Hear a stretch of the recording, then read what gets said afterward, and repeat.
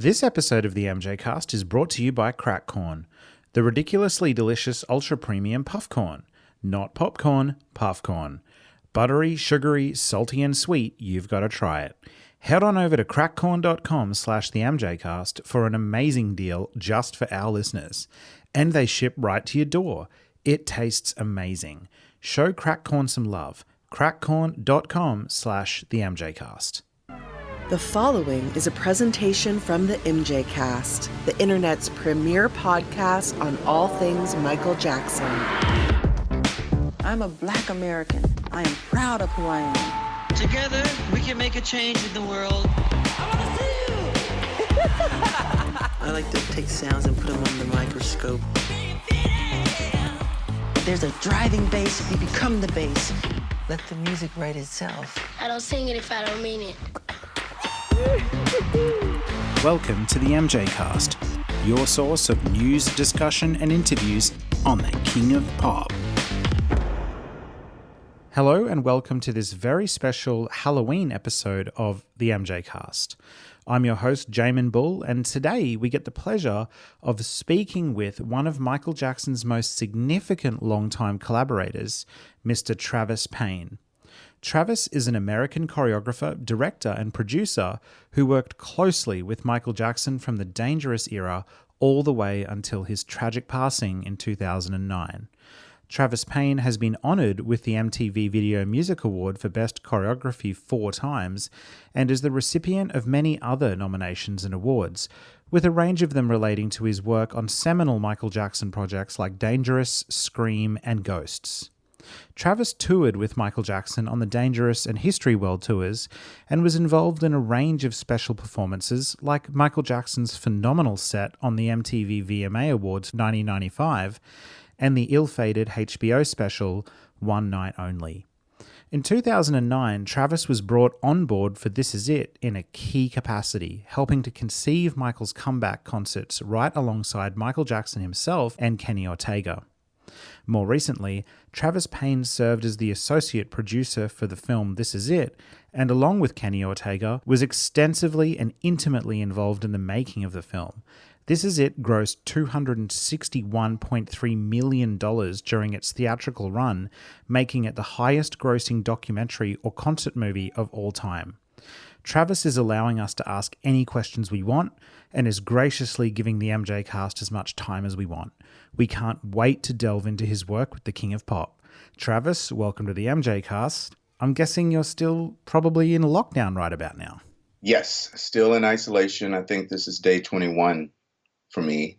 You know, it's an interesting time. I mean, I think it's much more to be revealed to us in the coming weeks. But, who would have thought last year we'd be facing this moment? As I told you the last time we spoke, it definitely makes me remember many of the messages that have always been in Michael's songs, particularly Earth Song.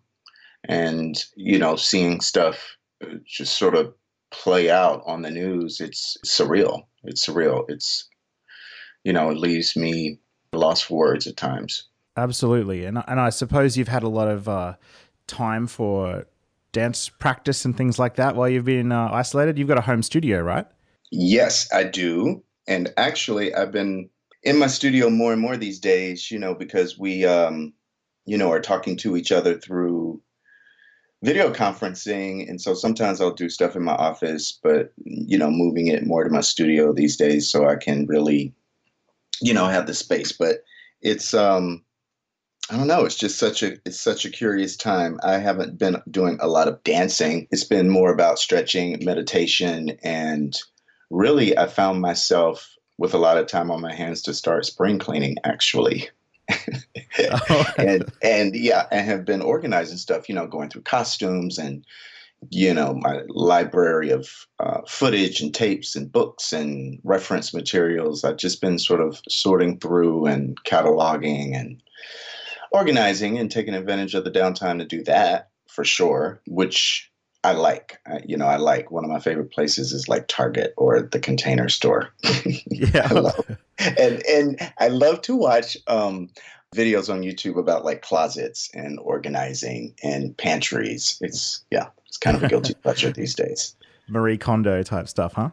Very that, I'm obsessed with organization. I always have been. And I think it's, I don't know. I get it. I think I get it from my uncle Claude, who was in the military. And I just remember growing up, going to his house and seeing the amazing amount of precision used to store his flatware, and the the very Virgo-y layout of everything. And I just like that kind of stuff. So I don't know, got off on that tangent. But yeah, I found myself with a lot of time to kind of do that sort of stuff here around my house. Yeah, it is a good time for those kind of things.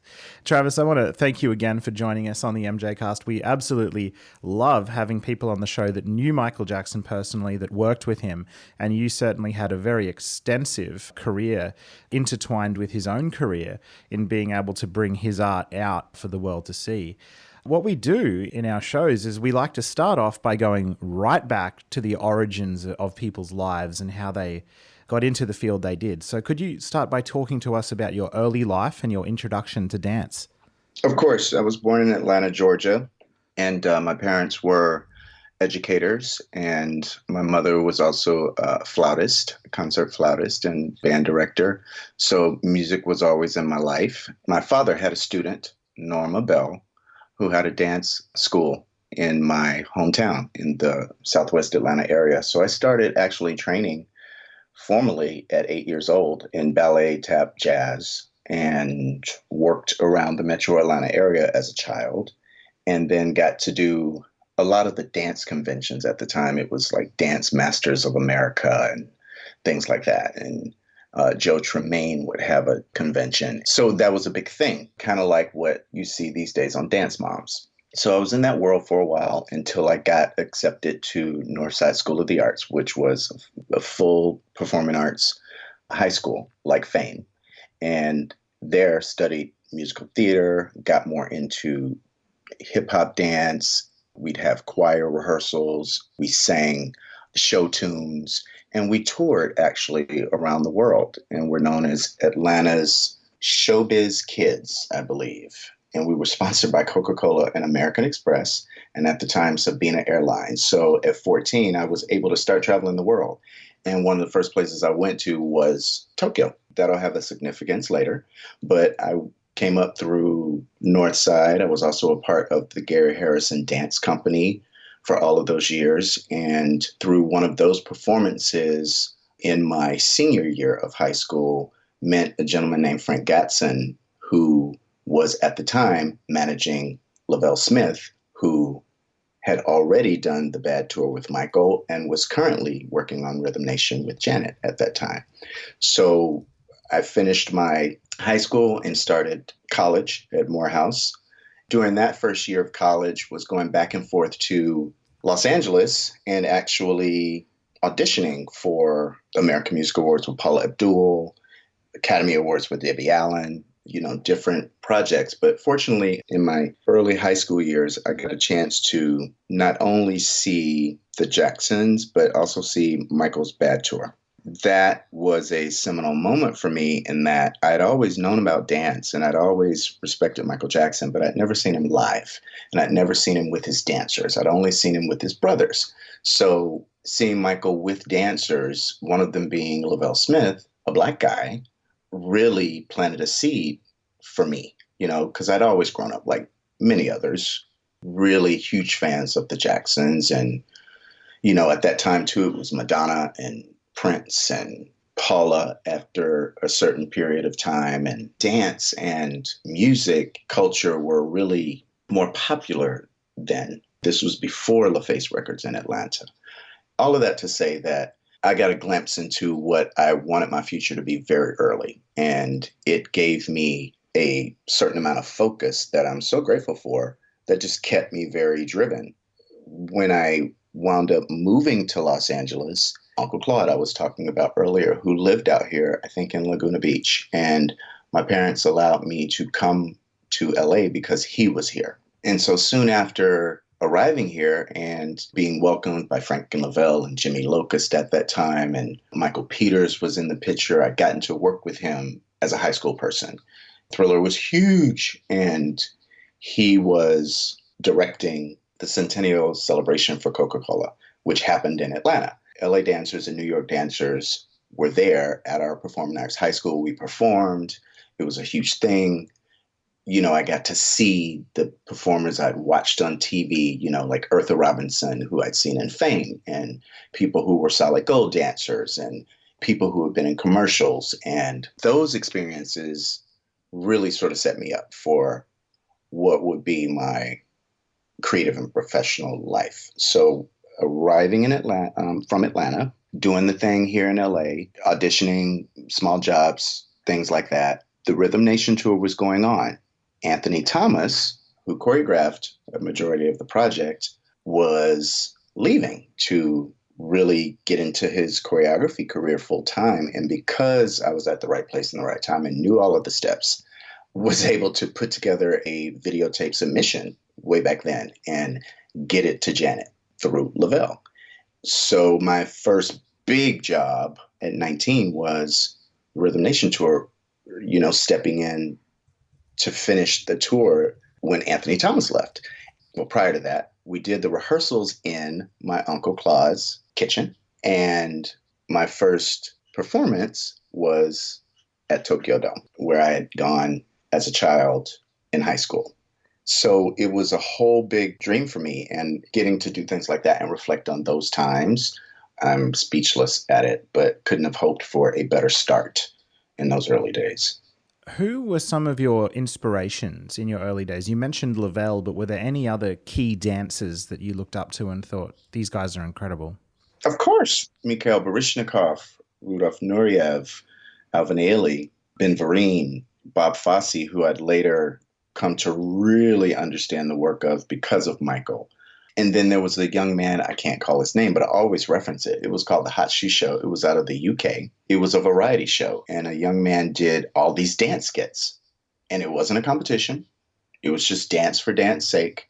If you can find it, check it out. But I remember those formative years, and also watching Danny Terrio and Motion. They had a show called Dance Fever, which was like a Solid Gold, and of course the Solid Gold dancers. I mean, seeing them, that was really my first time seeing men that weren't doing ballet, or breaking, of course, which was, gaining momentum and getting its groundswell, but there was nothing in the middle at that time.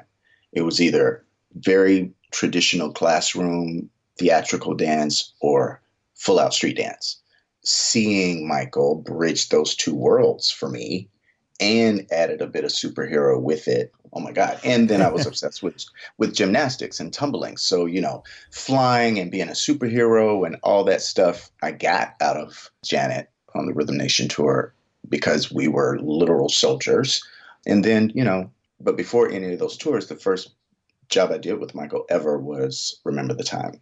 You've just mentioned about working with Janet on tour. It's incredible that it came full circle at Tokyo Dome and your career started with Michael's sister.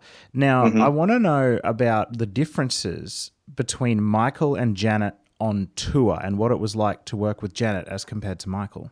The bigger difference for me is that Janet's tour was already in motion, right? They had already filmed all of her films, Miss You Much, Rhythm Nation, Knowledge, Escapade. They'd already done many of the properties, so they were a family. So I was a little outsider coming in who was so wide-eyed and just did not understand so much, but, it was a crash course for me. So I spent a lot of time learning, with Janet. With Michael, I feel like I had the opportunity to prepare, even though the first tour would be a similar experience where I got to finish the tour once another performer left. That time being Randy Allaire, actually, for the Dangerous tour. The Michael experiences, I was in a bit of production for Dangerous, certainly the entire production for History and This Is It. So having involvement from that level, even sometimes inception or even contribution of the ideas, wasn't possible for Rhythm Nation because the train had already left the station. I was, 19? I wasn't even 20 years old then, I don't think, and had no idea how to put together a show of that magnitude yet. So, for me, and I tell this story, I saw Renee actually, because we just celebrated I believe it was anniversary, it was a big anniversary for the nation that just passed. And I saw Renee and Jimmy, but we were able to laugh about a story in Hong Kong once when we were on Rhythm Nation. I bought a video camera and a tripod, and I set it up on the soundboard, and I recorded the entire show. And my intention was to be able to send it to my parents, to see back in Atlanta.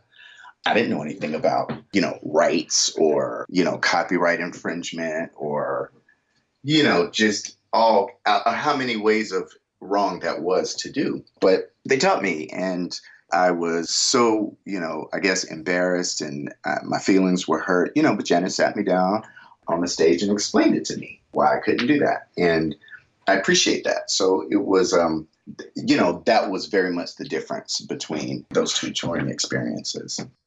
Yeah, got it. And did you notice similar ways of working between Michael and Janet as professionals? They both want and strive for and expect and require excellence. I think that's definitely a commonality for sure. But again, like I said, my creative process with Janet for Rhythm Nation was not nearly as extensive as with Michael. Yeah. But what I do love and have always admired about Janet is her loyalty to her creative partners, Paula and Anthony and Terry and Renee and Lavelle and Shawnette and Tina and Gil and, all of the people that she has embraced. I love seeing that. I really, really love seeing that. I'd like to know about your thoughts on Michael and his family as you were growing up and a young man. What were your perceptions of Michael Jackson and his work? Well, from an early age, being able to see Michael and his brothers in a cartoon and knowing that this family out of Gary, Indiana is making it in entertainment, the entire family, and seeing Good Times and having the posters and being a super fan and sleeping outside and getting the records and going through that whole process and, learning every step of every video. Like, I loved what they were doing. They were at that time the only family that was doing it at such a high level that we'd seen since the Osmonds.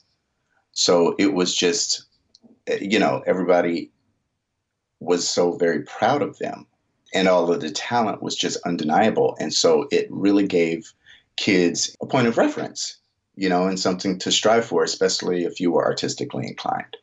You said something earlier that really struck a chord with me. It was about Michael bridging the gap between different styles of dance. And it made me think about an interview I did once with Vince Patterson. And he said something really poignant in it around the work that Michael did in the 80s gave permission for men to embrace dance. And I love that thought. Do you have a similar perception? Agreed. I think Michael made the art of dance and performance in general cool. There were none before him that had the exact mixture of nostalgia and future and pop and rock and soul and funk and gospel and, this image, and all of it hit at the right time. So I think the business of being a performing artist was crystallized by Michael Jackson.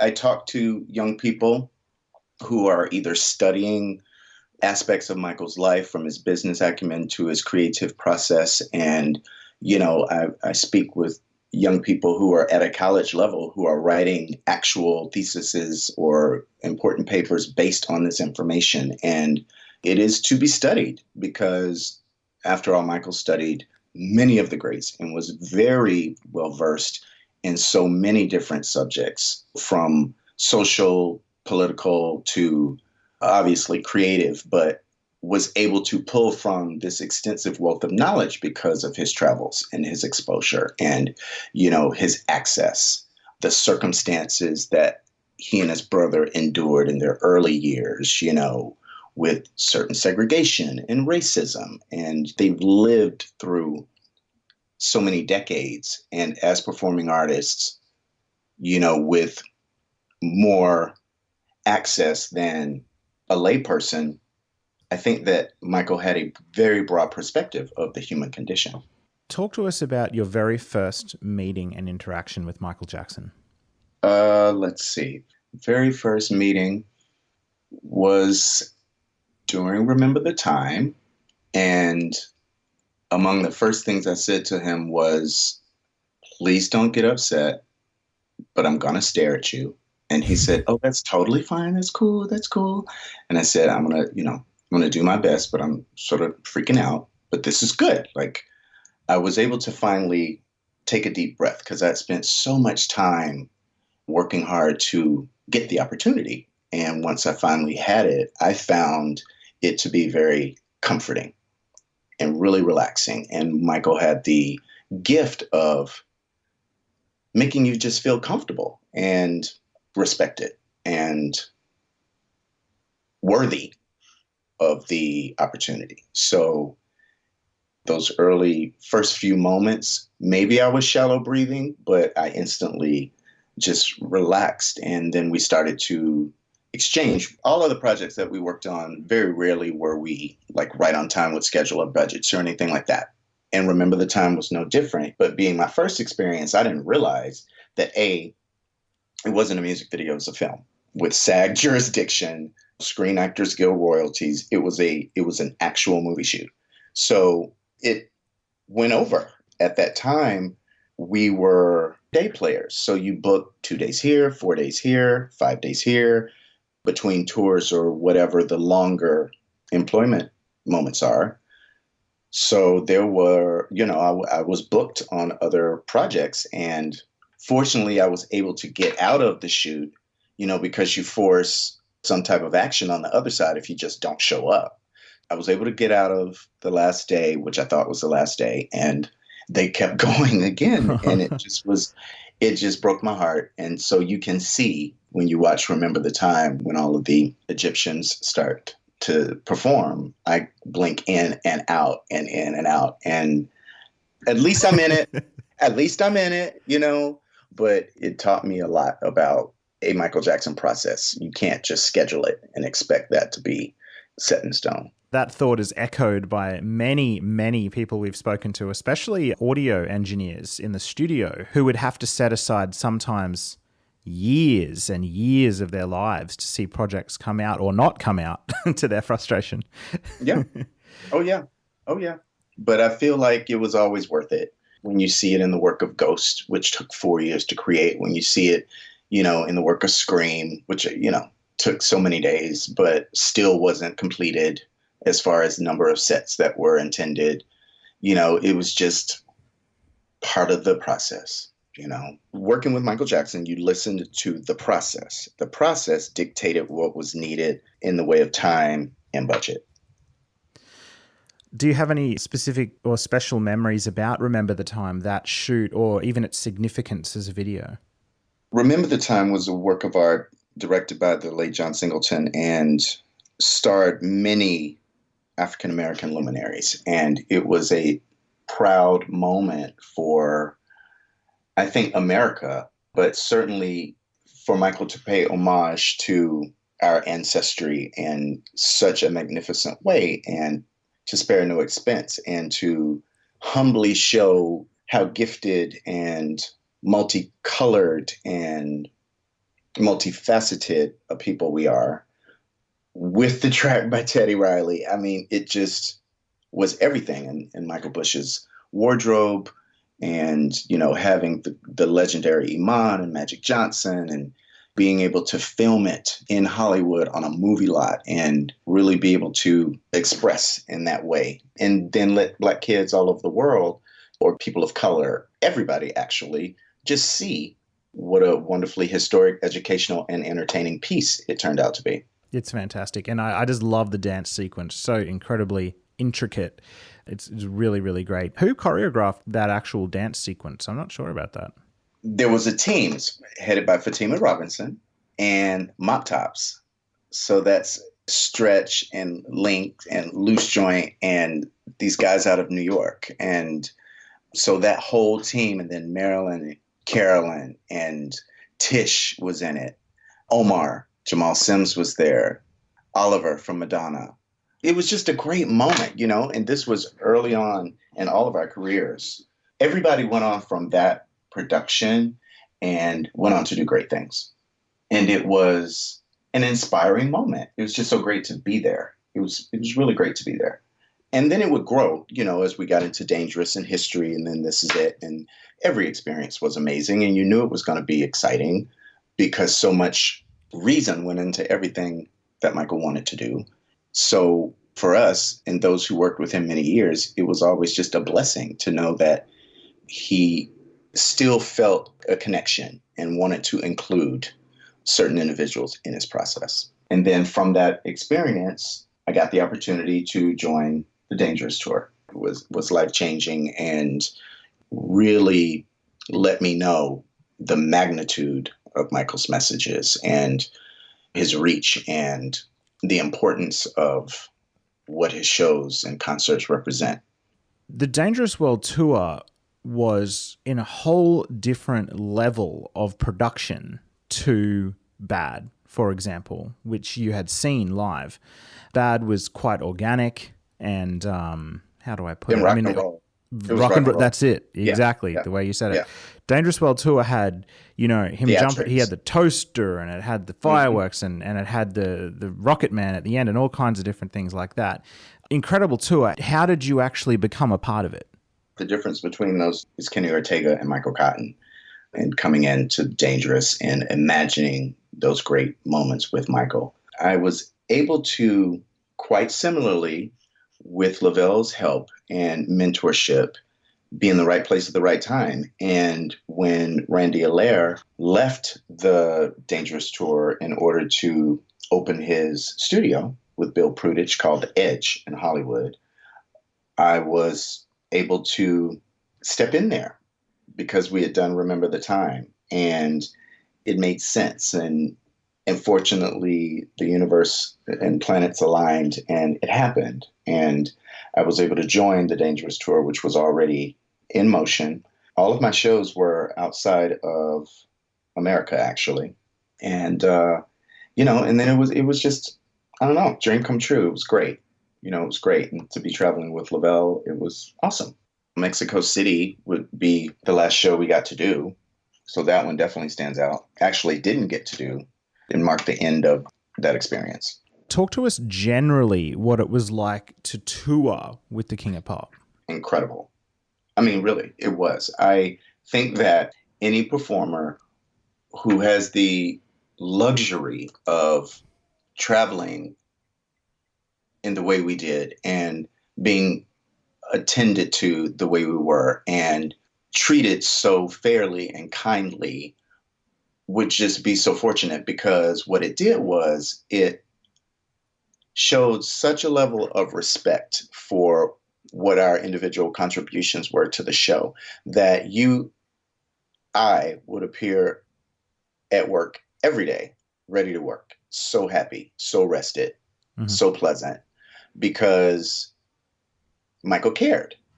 If you keep the troops happy, you could win the war, he would say. So that mattered, not having to lug a bunch of luggage because you're on the road for months at a time. There's a chance you could get injured, so he removed that from the equation. So there were luggage handlers or, making sure you had all of the necessary equipment to do the best job possible. And so that was just the way it was. And oftentimes people in different countries would be so grateful because Michael was coming, and his show would stimulate the economy in the different regions. I just always respected that. And, he cared, really, really cared. Yeah. And I want to talk a bit about the song Dangerous itself, because Dangerous to me is probably the seminal dance choreography piece of his career. My daughter, she's 2 years old, Olivia, that's her favorite song. She's singing it. All right, she dances to it. That's awesome. I'm so happy to hear that. I love Dangerous too. One story that hasn't really been told in the Michael world is the origins of that song and how it was conceptualized as a piece and choreographed. Could you talk to us about how it originated? Well, some backstory that I know. Let's see, what's the name of the show? I believe it's Bandwagon, but it's Sid Charisse. And part of that speech comes from a movie. And I know that tonally, Dangerous was a continuation of Smooth Criminal, meaning the gangster and the sort of suits and the very minimal articulations. And so for me, thematically, it was a continuation of that story that Michael and Vincent started. So when Lavelle and I came and approached Dangerous with Michael, we wanted to build on that and add to that language and our interpretation of what that is. That makes sense? It does, yeah. So, and then of course we wanted to add street elements to it. I feel like Dangerous is a culmination of all of those things. And then the fact that we got to work on it from 92 all the way to 2009 confirms that it remained a work in progress. Mm-hmm. And then you would see it be followed by You Rock My World, which continued that theme, but then in more of a, maybe could be Havana sort of nightclub, sort of, maybe the demographics or the location had changed, but it was still following this Smooth Criminal type character, Michael, throughout the pieces. Just the opportunity that we get to take and the liberties we could take with playing with Good and Bad and the Ugly themes or Janet Jackson samples or sound effects and sound design in the music, mutes and edits was always so exciting and so much fun. Yeah. And so was it originally conceived for the American Music Awards performance, I think in 92, and then included in the tour? I'm not sure if that was the thought. The thing was, it was time for Dangerous to exist. Mm-hmm. It was time to start working on Dangerous. So the first time we got to share any of the progress was in 92. The next time would be on the tour. Then it would be, at MTV Awards and then subsequent shows. So it was just time for it to exist. I don't think it was like in preparation for the AMAs. It was time for it to happen inside of the project. Yeah, I see. I'm trying to visualize what the conception would have been like for that song. Take me inside what it was like to conceive an idea with Michael Jackson. Was it very back and forth, creative jousting type work? It's exactly that, but each one was different. But for Dangerous in particular, we took a lot of cues from the music. So we would spend hours and hours and hours just listening to the music and writing down notes, whether it be shapes or colors or intentions or just words that connect to feelings that could be motivation for what the shapes could be. So it was always this extensive study, this sort of deep dive into the sonics, and then listening to the music. And Michael would always say, it'll tell you what it needs. So we would spend a lot of time allowing the music to just participate in the creation. And then we would get up and start to create shapes. And then we start to create chunks. And then we'd organize the chunks. Then we'd edit the chunks. Then we'd add more chunks. Then we'd change the positioning of them. Then we'd scrap it all and start over again. Then now that we've done that process maybe 3 or 4 times, then you assess all of them. And then you really play a patchwork sort of thing. So from whatever date at whatever time, we like this version of Old Faithful, which is what we might call 4 Counts of 8, which is actually the name of the first dance break in Dangerous. It just was a very visual as well as sonic exercise that would then help us have what we call vocabulary. And then you use vocabulary to make the sections. I'm just thinking about how intricate this choreography is you're describing. What sort of work would you do with Michael around warm-up and stretching? Was that a thing you guys would do a lot? Absolutely. For rehearsals, there will always be just a warm up period. Because like I said, most times we would start listening to the music or sometimes not even his music and just start moving around, just general stretching and stuff. You start to ramp up, to break a sweat, and then you go, just quite like the voice, not the show, but the instrument. Yeah. So that would be a rehearsal scenario. But for a show scenario, many people don't know that, like, the moment you arrive at a venue, we would get in the costume and we would live in our looks all day, and we would rehearse relentlessly up until the show. So the first time that you're seeing it on TV is probably the 70th time we've done it that day. Wow. Yeah. Yeah, a lot of people wouldn't understand that, but it was like method acting. And even so, say American Music Awards or MTV Awards, just prior to the performance, in the breezeway or right on the side of the curtain, up until the last second, Michael and I and Lavelle would be going through it. We'd be going through it until the lights go out and we get in place. So it's just doing it again, because your body's already tuned in, so we just would do it, and it would just have so much more power because we've had all day to unite. I remember distinctly my co-host Q interviewing Lavelle, and Lavelle expressed frustration to us around how a song or a choreography piece like that, it's easy to copyright music if you're a writer or a producer, but when it comes to creating the language of choreography, mm-hmm. How much frustration do you feel around not being able to copyright something like that? Well, it is a lot of frustration around that subject, but hopefully me and others like me can use our influence to affect a change there. We've been trying for years, but the problem is that when the budgets wane, you've got people willing to work under what established minimums are with no consequence. So it doesn't encourage people to not do it. Once we can get all of the creatives on the same page about what the stipulations are and stick to it, then we'll start to see some change. But lyricists, arrangers, they're all so protected, musicians.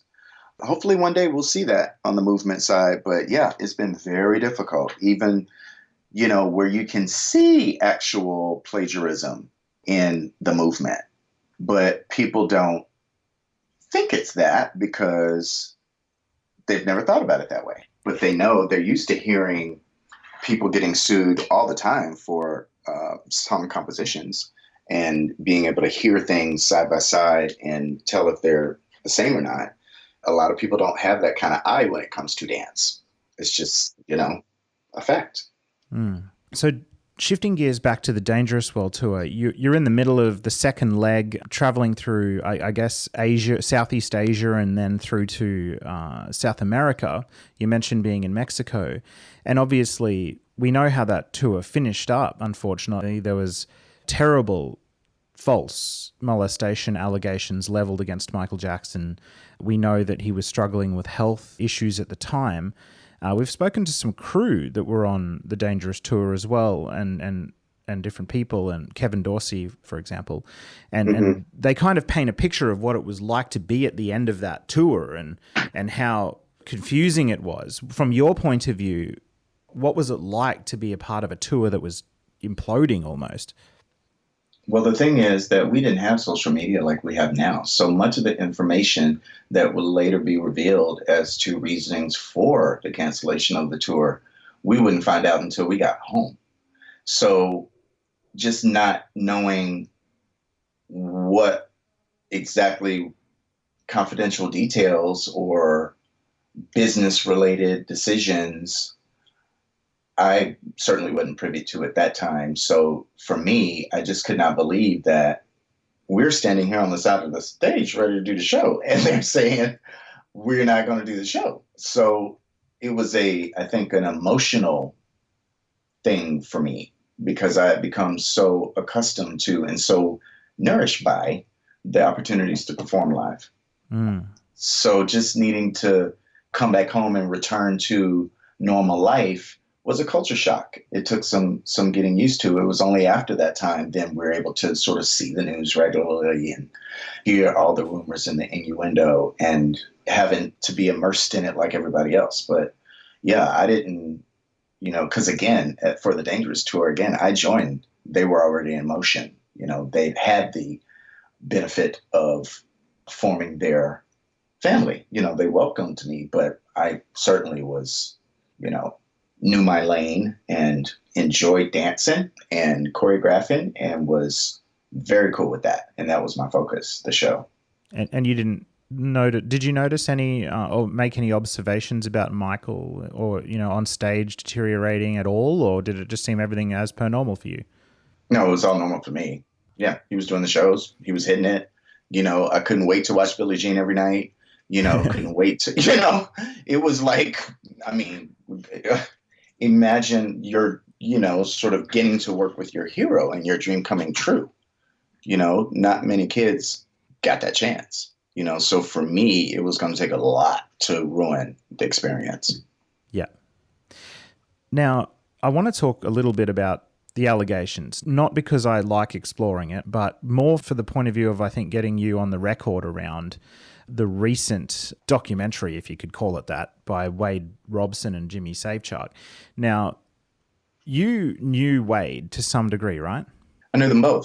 Wade was always around, and yeah, he was there, and we would have lessons, and he was being trained, and he had dance and his vocal and his what would go on to be his duo called Quo and his, music career.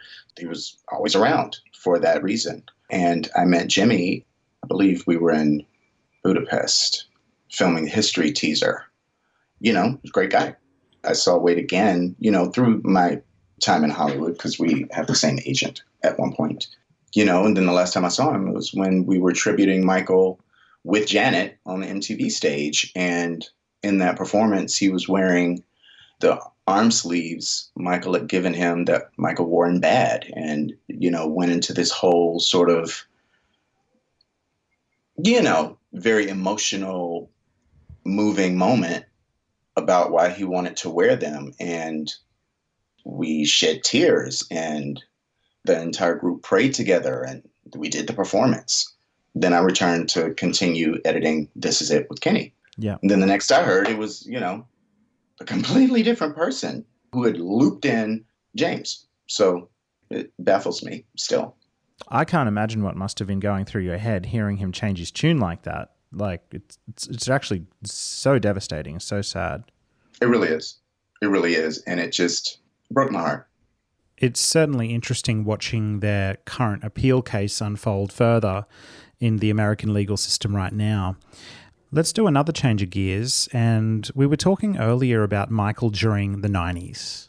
I love that whole period of time, by the way. You just mentioned MTV. I'm assuming you're talking about MTV 95. Mm-hmm. That whole period of the mid-90s, and especially that performance, if I had to pinpoint one TV special performance that I think Michael was most on point in terms of dance, that's the one.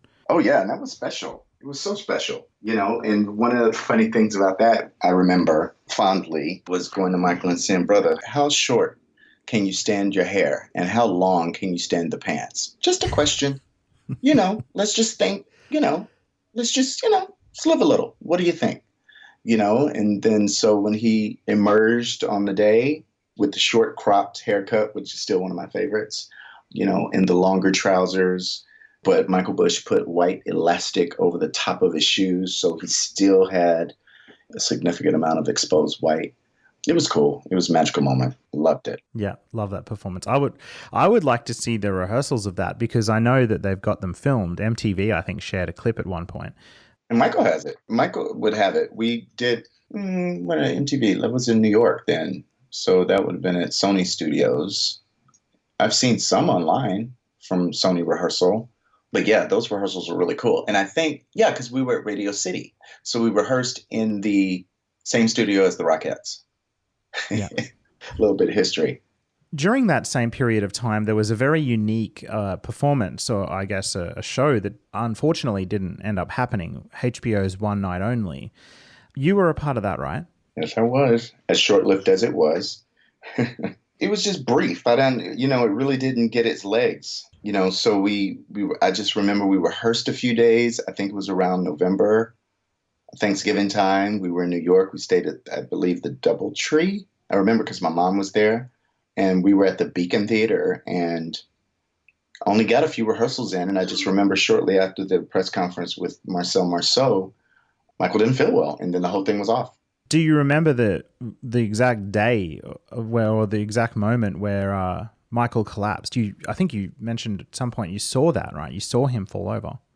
Mm-hmm. Yeah, I did. We were sitting in the audience, and some stage direction was going on, and then Michael just fell over, and then of course you can imagine everyone was panicked and tended to him, and then once he was, he had left to receive medical attention, and then I think at that point it was a done deal, and the show never happened.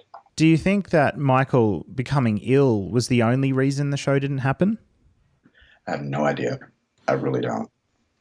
It'd be safe to say, though, that the rehearsals leading up to it, it wasn't gelling like it had before? Probably not, because we were I believe we were in Germany when Lavelle and I found out about it. We were in Germany doing a show called Wetten, Das, and we didn't realize that Michael was headed to New York for one night only until he told us. And, he said, "See you in New York." And we said, "What now? We know what?" So he told us, "Yeah, come to New York." And so we and the dancers, instead of coming to LA, came to New York. There was already a different team working on ideas, and we tried to mesh. And, I don't know what happened, but we were getting to work with Jeff Margolis and Debbie Allen, and Jamie King was there, my dear friend. And we tried, but it just did not work. No, because, I think Jeff had very different ideas, didn't he, for how the show should look or how some of the songs should appear. Yeah. But, I think that, part of Michael's process always was, if we're going to change something or if we're going to modify something, it has to be better than the original version. I think sometimes in that space, it became challenging for people who may have had different ideas about how something should be presented, but to Michael's credit, you may very well be disappointed if Billie Jean doesn't look or feel like Billie Jean. And he made it make sense to me, Michael did, by saying, when you go see James Brown, you want to see James Brown. You want to see James Brown do what James Brown does. When you go see Michael, you want to see what you've come to know Michael to do. As the show was sort of progressing in its production, was it the case that Michael sort of started bringing back his original team to put the original flavor back into some of these performances? Well, we were trying to interface. We were just trying to fuse classic and new ideas together. But we didn't really get far enough along in the process at all, really, as far as I can remember. I think it was just so short. We tried, but I don't know. Like I said, we weren't privy to anything prior to finding out the day before we showed up what was even going on. So I don't know how long they'd been working on it or what decisions had been made, but I just know it was over. All right, Travis, let's take a little break here to talk about our main sponsor for this episode of the MJCast, Crack Corn. And as I've said many times before, I can't be more excited about Crack Corn. That's because it's a company that's started by one of our very own, a member of the online Michael Jackson fan community and an absolute huge fan of the show. They're called Crack Corn. They make this ridiculously delicious ultra premium puff corn. And what's puff corn? Well, you're really just going to have to try it to find out. Many of you have already. My friend told me the other day just how many of you have been buying crack corn internationally and in America as well. And I was absolutely blown away. And if you haven't tried it yet, you really need to, because it's amazing. It's something totally new and unlike anything you've ever tried before. In fact, it was just introduced only under a year ago, and it's already making major waves across the snacking community. Who knew that this was even a thing? It's buttery, salty, sweet, delicious. It melts in your mouth with the most satisfying crunch. It's just incredible. pretty much everyone who tries it gets excited to share it because it gets a real reaction every time. And I'm speaking from experience here, folks. A friend of the show, Dane Thompson, was just telling us the other day that he wishes his local lolly shop, as we call them in Australia, or a confectionery store, sold crack corn because it's just that good. And as big fans of the MJCast, Crack Corn wanted to do something extra special for our listeners. They created fan packs. It is the best crack corn deal available anywhere, and it comes with a little special surprise just for our listeners who head over to crackcorn.com/themjcast to try crack corn for the very first time. It's beautifully packaged and presented in what they call an Eco-Luxe gift box, very sharp. These fabulous fan packs are shipped directly to your door, or that of a friend who is about to experience crack corn for the very first time. It really is just such a memorable experience. You're trying something totally new, and folks, it is ridiculously delicious, addictive. And these fabulous sets are less than $20 US after a built-in discount just for listeners of the MJCast. They're gorgeous and sure to impress. So grab some crack corn for yourself, or maybe ship it out to somebody else as a gift during COVID, something to totally be enjoyed at home. So head over to crackcorn.com/themjcast to try this unique small batch snack. I have a feeling that this is really going to blow up. It's already blown up. That makes this your chance to be one of the very first to try it. So head over to crackcorn.com/themjcast right now and snag one of those fan packs. Throw it on this Halloween as you're watching Ghosts or Thriller. Thank you, Crack Corn, for being the MJCast's very first sponsor and the main sponsor for this episode of the MJCast. Right, let's get back to it, Travis. Okay, so Travis, we're now moving right into the history era section of our interview, and I'm particularly excited about this because this year, 2020, although not so many great things associated with it, as we know, there is one great thing, and this year is the 25th anniversary of the History album, a great cause for celebration within the community. Amazing. Which is, it seems like forever ago. I don't know if you feel that way as well. I mean, it feels like yesterday to me, really, because I can remember moments, but yeah, so much time has passed. I posted something yesterday and I mistook dangerous for history, and fans are always quick to correct me. And I was like, wow, that's right. They're right. But yeah, I don't know. The moments, they just were so magical. They run together sometimes. We talked about the difficulties Michael had towards the end of the Dangerous tour, and then there was that little bit of time between the end of the tour and History. When you started to get back into working with Michael for that new era of History, did you as a team have the sense of that this was a big comeback after some tribulations? I don't know if I necessarily felt it was a comeback. It was just time for Michael to share new content, in my opinion. I remember during that time, one of the first things we did was the trailer, the teaser, the History teaser. We filmed that in Budapest with military installations from different parts of the world. And that was just amazing. And around that time was Ghosts, and sort of they all kind of went together, at the launch of the album. It was a great time.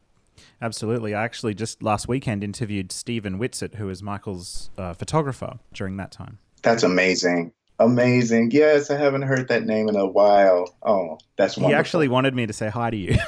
Oh, my God. That just warms my heart. He was so gracious and shared imagery with us. And because some of those iconic shots, we'd see him in magazines or we'd see him in the newspaper, but he was one of the photographers and making sure that we had some of the imagery. That was a great time. We were able to take some of our dancers from the U.S., New York and L.A., we went to Budapest and filmed at the Danube River. And we had military installations, I think, from Prague, maybe Hungary, and some other Eastern European areas. And we got to work with, the artillery specialists and really interface with their military installations to choreograph a really, really strong piece. And fortunately, it did get a big global premiere in many theaters, and it set the tone for what would be known as the history era. Absolutely. I love it. And what seems to be a trend in your collaborations with Michael Jackson is this military theme that's running all the way through the history era in the They Don't Care About Us performance, and then, of course, drill, and This Is It. Yeah. Michael's appreciation of military was infectious, and being the historian that he was, not just for music things, but for world history, his philosophy was always that if those big military installations you see around the world were repurposed to represent love and peace, how powerful would that be? So what Michael did was take the language that we know, and some of it being propaganda, etc., and he took control of that and presented it in a way that was suggestive of love and unity and understanding and, a global community. I think that was his intention there. So you'll see that some of the text, it doesn't mean anything. It's abstract text. And he replaced some of the iconography that was always associated with death and war. And he turned it on its ear. And the attempt was to make it about positivity and love and, sort of global care for each other and the planet. I love that. So many things that Michael did were, there was always groups of people misconstruing it and taking it the wrong way. And that's what happened with that video to some degree, with people comparing it to Triumph of the Will, the Nazi propaganda film. But the way you explained it just then, of Michael being aware of that and turning it on its head, brilliant. I love it. Absolutely. Oh, and he was masterful at it, because the precision, the discipline, the commitment, the honor, many of the things that military installations have innately are good. It's just what they're purposed for that was the issue and remains a problem in our world. So that was his language. He's saying we come in peace. We are an army of peaceful, informed, enlightened individuals. Imagine a world that is not filled with hate and famine and global warming and all these things we suffer from. In our History 25 roundtable, we did a track-by-track analysis on the album, and the first song of the album and the first single, Scream, was such a strong, powerful Jimmy Jam and Terry Lewis collaboration, and you had a huge part of choreographing that video, right? Yes, it was an honor. I'd love it if you could walk us through that video and what the relationship was like between you and the choreographers, Michael and his sister. It was one of the most iconic moments in my career, in that, having gotten my start with Janet at 19 on the Rhythm Nation tour and being in the midst of my career with Michael, it was a full circle moment.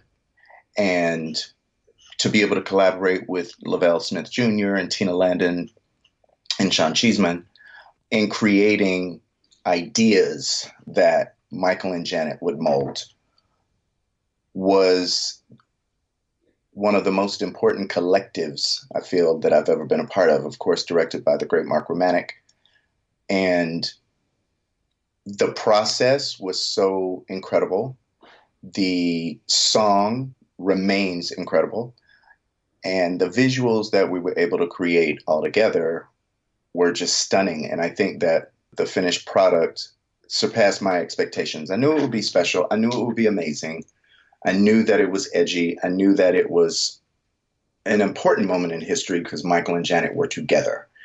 Everything that went into creating it was really a labor of love because we really understood the value of the moment. We filmed at Universal's backlot. There were numerous hours of preparation. We had rehearsals in California, in Los Angeles, in separate locations at first. I had the lovely pleasure of going back and forth between Hidden Hills, California and Burbank, California, between our rehearsal spaces to collect and share data, movement, choreography, ideas. And in those weeks, we were able to craft choreography that was simple, but intricate and memorable, and I think so appropriate to mesh Janet and Michael's worlds. I got to be a fan of them both in the moment, seeing them both have their individual and very different creative processes and how they collaborated and the immense amount of respect and love that they have for each other and how they were able to help us all to achieve such a great work of art. And it's still one of the pieces people like to talk about, and I'm happy to always oblige. Yeah, I love it as well. I think it's an amazing finished product. There's, I've heard though that there were a lot of sets and different things that were built and filmed in that didn't make it into the video. One of the things I remember is that there were sets we didn't even get to film on. No one ever, they never got filmed. Time constraints. The undertaking was so immense. Both artists had different preferences, time of day to film, the slickness or non-slickness of the surface, the direction of the lighting. They just both were instrumental in the whole thing. And so when we get down the pike and we're out of time and we haven't even filmed on all the sets, what we got was so amazing that it didn't matter. Yeah. But I got to see one of the sets I remember distinctly was just all of these police sirens, like in a 360 radius around the entire space. And, of course, maybe with some gimbal technology and some photography techniques, I'm sure Mark Romanek had a great plan for it.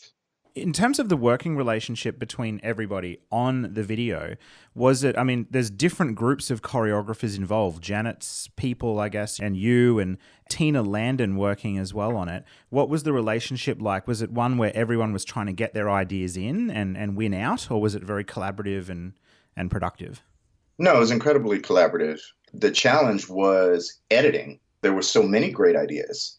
The challenge was packing those 4 or 8 counts of 8 with the most critical information. We were able to do that. And it was various versions, different incarnations.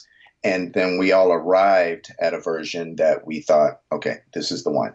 And so that was the one we committed to memory and rehearsed extensively. But everybody, of course, brought their A game. It's Michael and Janet. They were both at such heights in their careers that, it was a blessing and an honor to be involved. So it was a welcomed challenge. You want to see your ideas in the finished product, but you also know that you want the product to be the best it can. So you have to approach it with that lens, and do what's best for the moment. What version of this do they both look their best at? Which version of this do they both look complementary to each other? Which parts should be absolutely in unison? Which parts should not be in unison?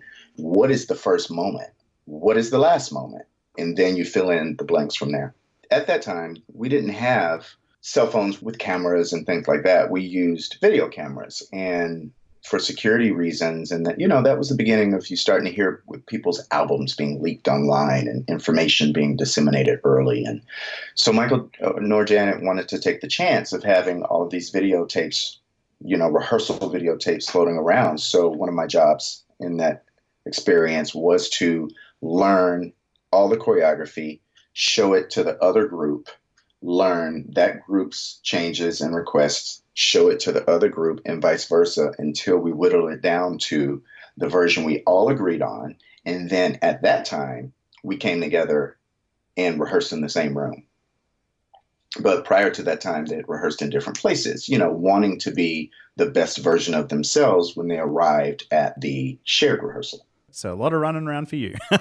Oh, yeah. And it was great. And a wonderful driver and assistant that Michael had for years named Gary. He was also the one who would take us to and from Neverland when it was necessary to work there. We spent a lot of time on the road together for good reason. And following Scream, it would have been time to get ready for Michael's History World Tour. I read a statistic the other day of how many sheer millions of people that he performed to around the world. It just blew my mind.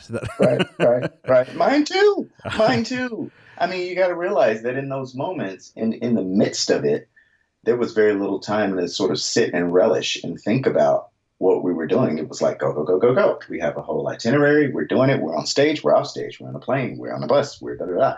It is only in these times of reflections that, it blows my mind too. but I remember being in Israel. I remember nearly 100,000 people in a field. I remember going to Tunis and, knowing that even the infrastructure that they had, we had to improvise with the building of the stage. Like the stage was so immense that sometimes if the local team isn't prepared and has enough equipment, it's going to be hard. And so I just remember one of the shows there that there was an entirely different show going on under the stage to keep all of the beams and structural foundation strong enough to lift the stage so nothing collapsed and there were no accidents, so a lot of effort went into these shows, just as much behind the scenes as on the stage. And what were the rehearsal processes like for History? I've heard it was fairly grueling being in a very hot airport hangar. Yeah. Some of them were in Sony Pictures in LA, and some I think were at Barker Hangar, Van Nuys. I get them confused. I know we did Ghosts in a Hangar too. So it's either in Santa Monica or in Van Nuys. But yeah, I remember it being hot, but I didn't care about any of that. I mean, at that time I was like in my element, and living my dreams. So yeah, love it. Great. Sweating. No problem. It was just part of it, because it also prepared us for those particular shows where it would be humid and it would be hot and we would have to figure it out. Conversely, there were some shows where it was freezing cold. Nothing about those rehearsals was any less than magical for me. I get to see videos now people send to me like of those rehearsals, and I have like the white hair and stuff. And I just remember seeing some of those moments. They were just great. The Talawegas were there. Lori was there. Lavelle was there. Kenny was there. Michael Cotton. And of course, Michael Jackson and Taco was there. Yeah, saw one of those videos just a few days ago. And looking back on that History era, what would you say would be a highlight of the tour for you? I think one of the highlights of the History tour was really having achieved the goal, not only of working with Michael, but of being involved in that very important creative process with him and making history with him and being respected as an artist and a creator at the highest levels. Also being compensated for it and being respected. And I think that all of those things, I was just so grateful. The hard work paid off. All was well in my world during that time. Well, who knows? Hopefully this year the tour might see some kind of high definition release or something like that in honor of its anniversary. Perhaps. I sure hope so. Ghosts. So this is a fan favorite. It's one of Michael's masterpieces when you look back on his catalog. Incredible, incredible film. It started, though, way before when it came out in its second version, didn't it? I think it started out in around the 93 era. Yes, it was first imagined with a completely different set of songs, different dancers. We had different choreography, different capabilities with regards to photography and production. It was due to the latter that Michael decided to put it on hold and wait until not only wait, but contribute to the development of new technologies that would allow the piece Ghosts to have the best chance of being as innovative as possible and not seeing the very same effect that you've seen somewhere else. Michael wanted to push the envelope. And at the time, the technology wasn't able to help produce the ideas that he had and was so passionate about. So he waited. He decided to wait and knew that innovations were being made in production and that we'd be among the first to be able to, implement certain techniques in the creation of the piece. So it meant that much to him. He waited and made the investment to try and ensure that it could be the best it could be. My favorite part about Ghosts is definitely the choreography and the individual attention to detail for all of the different dancers, characters, and costumes. Yep. I can just get lost in even just a still photograph of all the dancers. It's brilliant. Thank you. Me too. Yeah, me too. Wasn't it great? Wasn't it great? It was great. We made a movie, and Michael was very, very clear. We don't make videos. We've never filmed anything on videotape. We don't put out videos. So by definition, we don't make videos. We make films.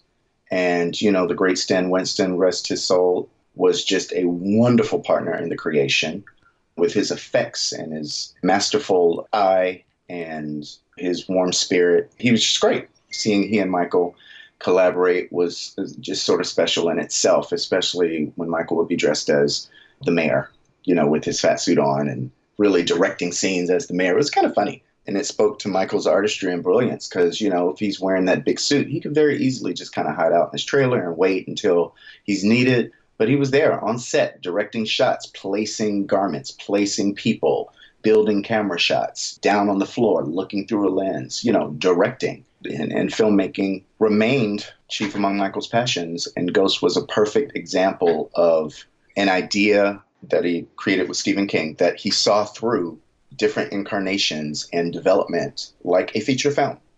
When it was finally created and completed, it launched in different parts of the world, but not in America at the time. So our appreciation and our reaction from our friends here was delayed. 2017 was the first Ghost premiere in the US. Well, certainly in LA that I attended, but it was another one of those signature pieces that it was just a joy to participate in. It was hard, especially also dancing in it too for myself and being in makeup 40 days and 40 nights, I like to say. But going through that and the wire work and the green screen work and the 3 hours to get in, 2 hours to get out of makeup, just the enormous commitment it was. It was just something that we are still so very proud of, appreciate, all the attention it gets. It's an absolute masterpiece. Now, do you have any specific recollections or stories about conceiving the choreography for that film? We always started every process the same way. We listen to the music and it's going to tell you what it needs, whether that means colors or shapes or words or a series of steps, mood. So in that, we knew that there was so much detail in the music, so that gave us so much permission with the movement.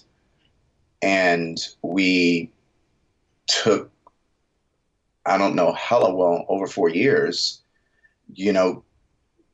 creating, saving, reviewing, editing, creating, saving, reviewing, starting over, reviewing, inviting Barry Lather to join, creating, editing, creating, for a long time.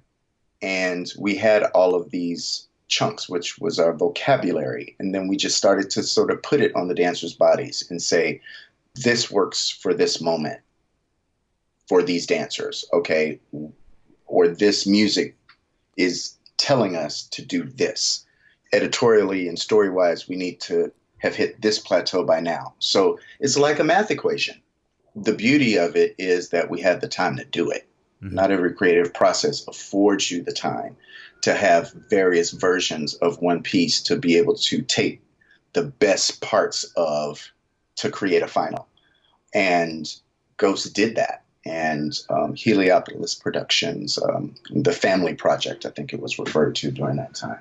Family thing or something like that. Yeah, family thing, yeah. So it was an entire process that was allowed to have a beginning, middle, and end. During this time, you worked very closely with Lavelle Smith Jr., and Ghost is a project he's particularly proud of, especially dance moves like, I think he describes one of them as the hanging man. Correct. So awesome to watch. Now, your relationship with Lavelle, you've spoken about how deep it was and how much he was an inspiration to you. Would you say that Ghosts was the pinnacle of your and his collaborative partnership as well? I'm not sure. I am not sure. It's certainly in the top three. But it's hard to quantify that because they all were so different and all took such different amounts of energy. But I love Ghost in that we did get to create from the very first step to the last. Mm-hmm. And were empowered by Michael to not only imagine beyond the movement, but how it's filmed, how it's edited. I worked very closely with music editors and sound engineers, Brad Buxer, Michael Prince, to create the actual performance track, where the mutes are, what instruments remain, which ones fade up, scoring it, turning the musical compositions from the album into the score for the film. Being empowered by Michael to work in all of those various capacities and even be part of a challenge that he gave us for the editing. You know, he put us with an editor. He was with an editor. Stan was with an editor.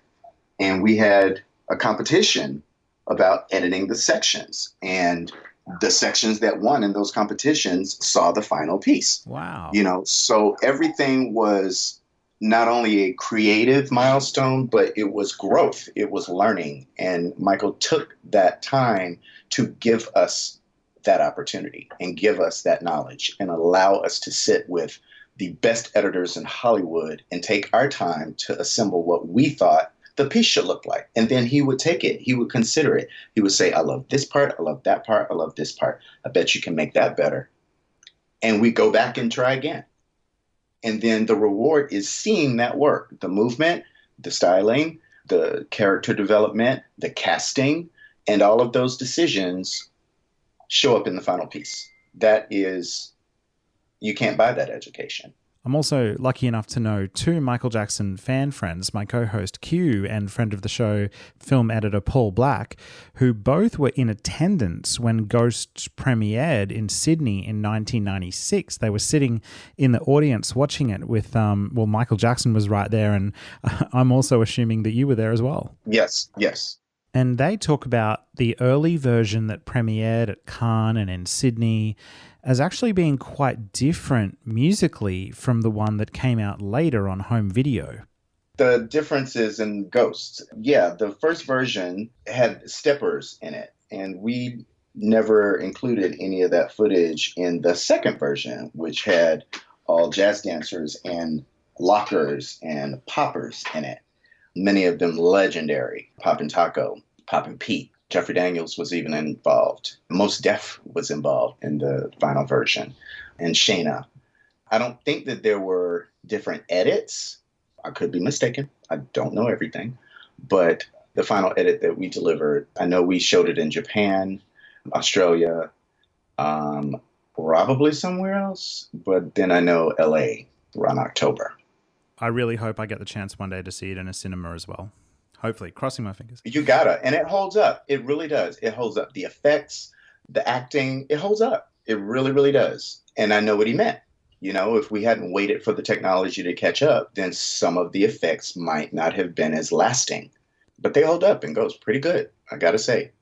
All right, Travis, let's take another little break, this time to talk about the MJCast's official merch shop.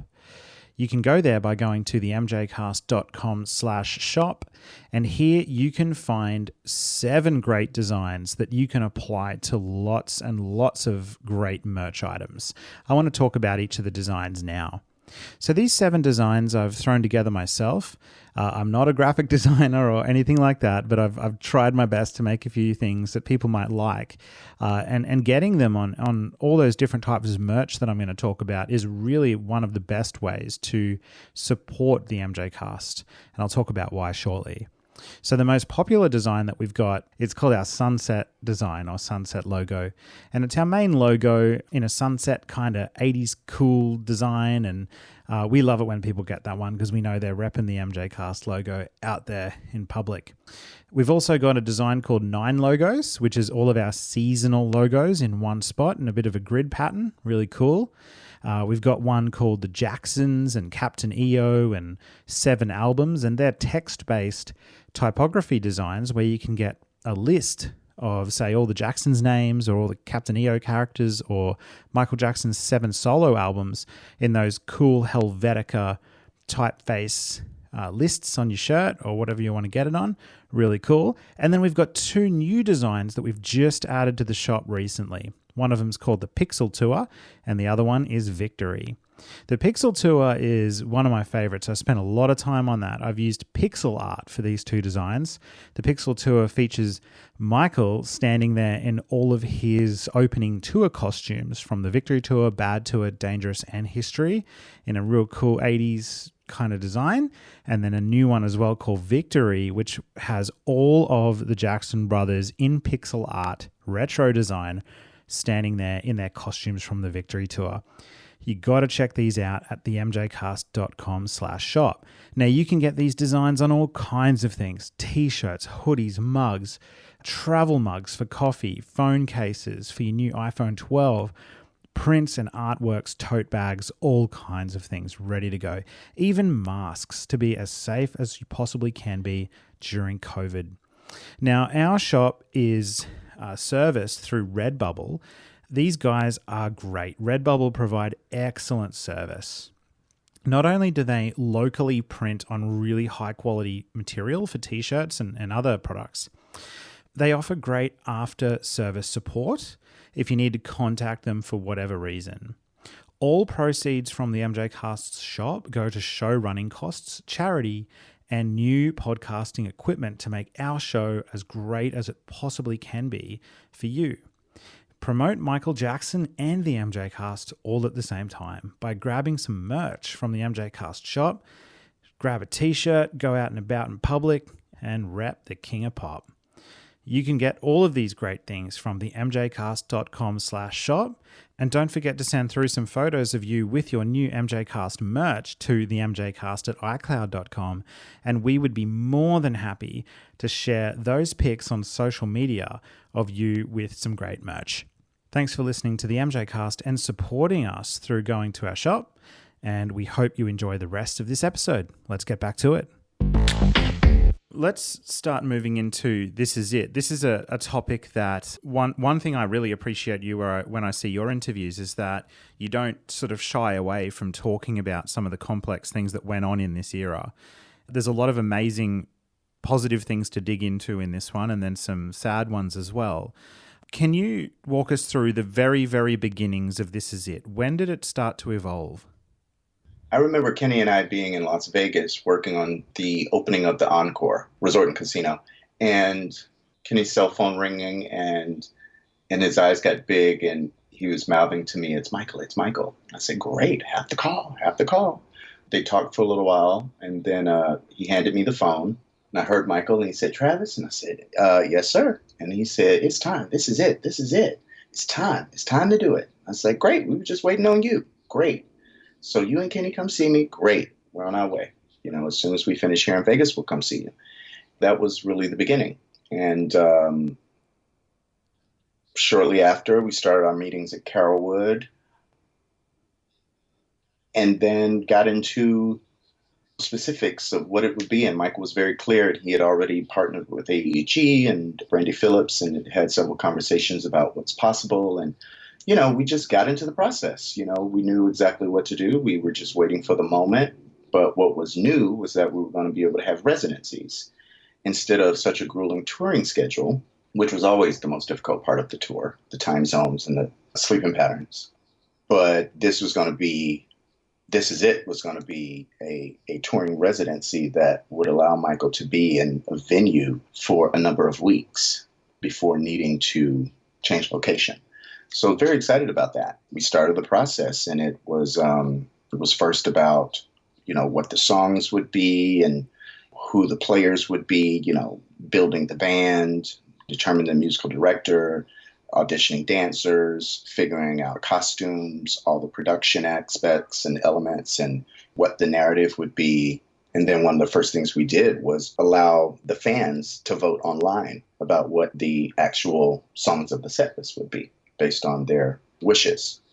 And so the whole thing was magical, mostly, but it had its challenges, as everyone knows. So with the voting, because I remember being so excited, I went to AEG's website and I voted, and I made sure to vote for some really abstract ones that we hadn't seen Michael do before, some Unbreakable and different things. Cool. Do you know if Michael personally reviewed the results of that survey? Oh, of course he did. Oh, no, he did. He had a notebook that we would keep full of data for him to have. We would review it. We would go through our notebooks. We would look at the latest tallies of the songs You say, oh my God, okay, this one's in the lead today. Okay. So we enjoyed it. We loved it. We loved being able to have the direct contact with the fans that we hadn't had before, ever in creation. So to be able to really take into account what people have always waited to hear or see live was a great source of joy for us. Was there any surprises? Let's see.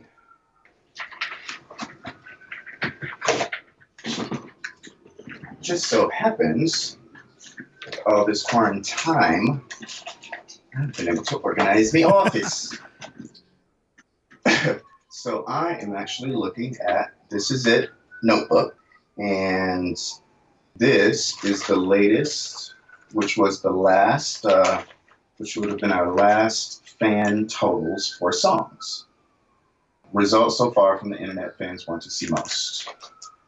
It's no surprise that Billie Jean was number 1, Smooth Criminal was number 2, Man of the Bear number 3, Thriller number 4, 5 was Beat It, 6 Dirty Diana, 7 Black or White, 8 Bad, 9 The Way You Make Me Feel, 10 Don't Stop Till You Get Enough, 11 Wanna Be Starting Something, 12 You Rock My World, 13 Rock With You, 20 Remember the Time, which was lovely to see because we had never, really gotten to realize Remember the Time live on tour. Earth Song, Dangerous, 16. 17, You Were Not Alone. 18, I Just Can't Stop Loving You. 19, They Don't Care About Us. 20, Heal the World. Wow. Okay. Interesting. That was the top 20 at the last tally. And of course, we added others to that list and started to make sections that were, montages or mashups of different songs together. It was interesting to hear You Rock My World pretty high in that list, but obviously that didn't make it into the show. Mm-hmm. We had Smooth Criminal, of course. That was our gangster moment. Dangerous was no longer going to be a gangster moment, so that was going to be a new, fresh, moment. Yeah, that was the top 20, and then others immediately followed with Human Nature, Given to Me, Who Is It, Scream, PYT, Another Part of Me, Stranger, Jam, Liberian Girl, Off the Wall. That's the top 30. That's pretty awesome. And I think Billie Jean at this time had over 40,000 votes. Yeah. Yeah. Of course. In those early days when you were at Carrollwood working, my understanding was that it was almost like a reunion where some of the dancers that were on those previous tours, like Lavelle and Rich and Tone, and these guys were back all together. That was our hope, but that wasn't the reality. How come it wasn't able to eventuate into a collaborative reunion?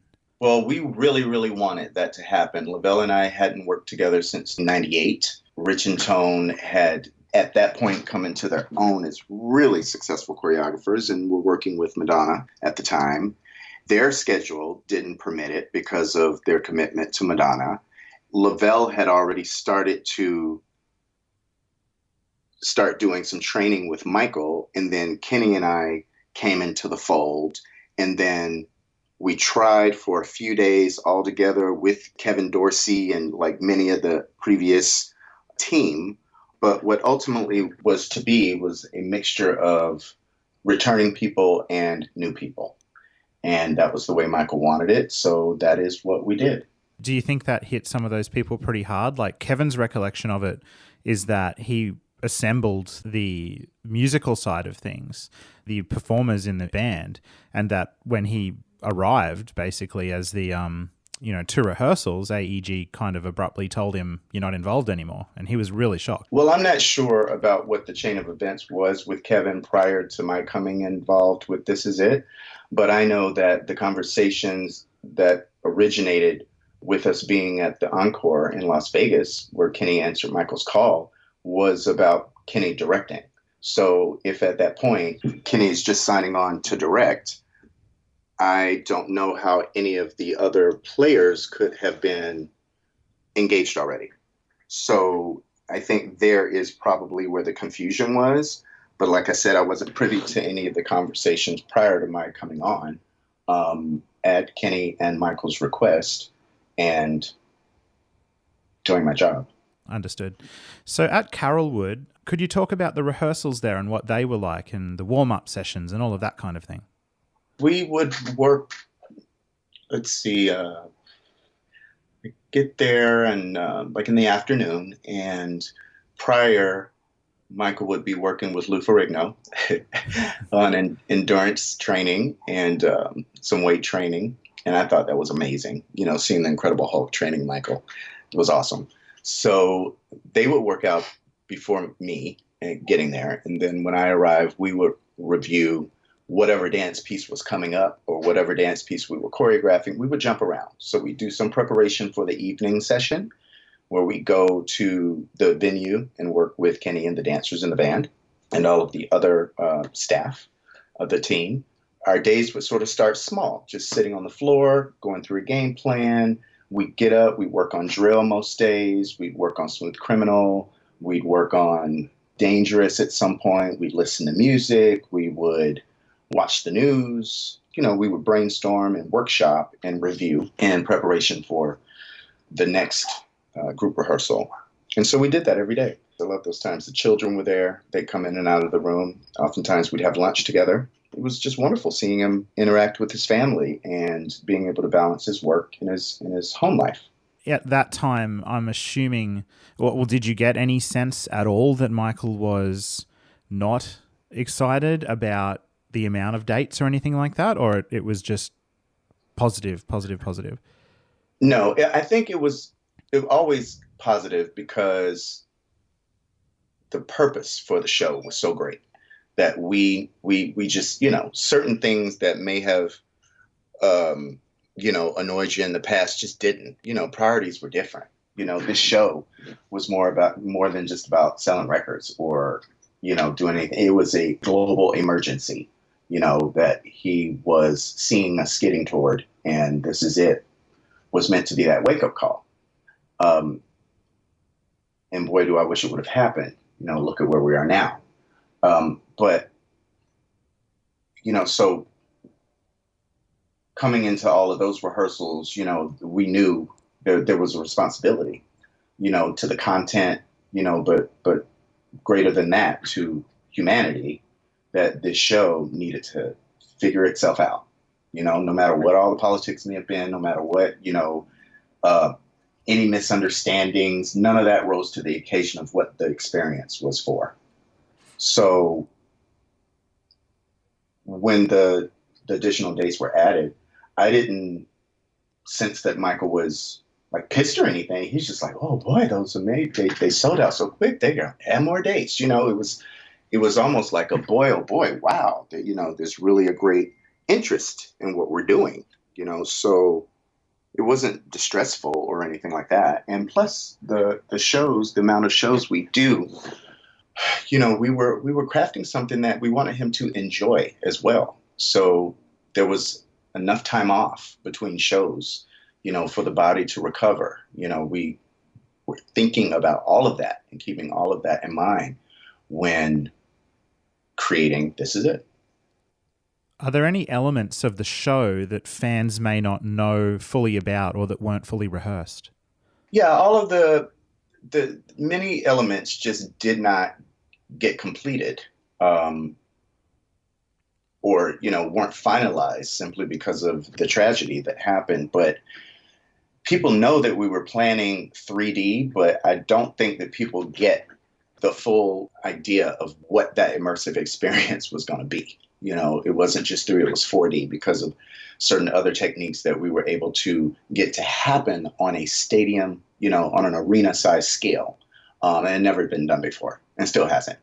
So I just hate that we didn't, get to, really introduce, some of those ideas. But that's okay.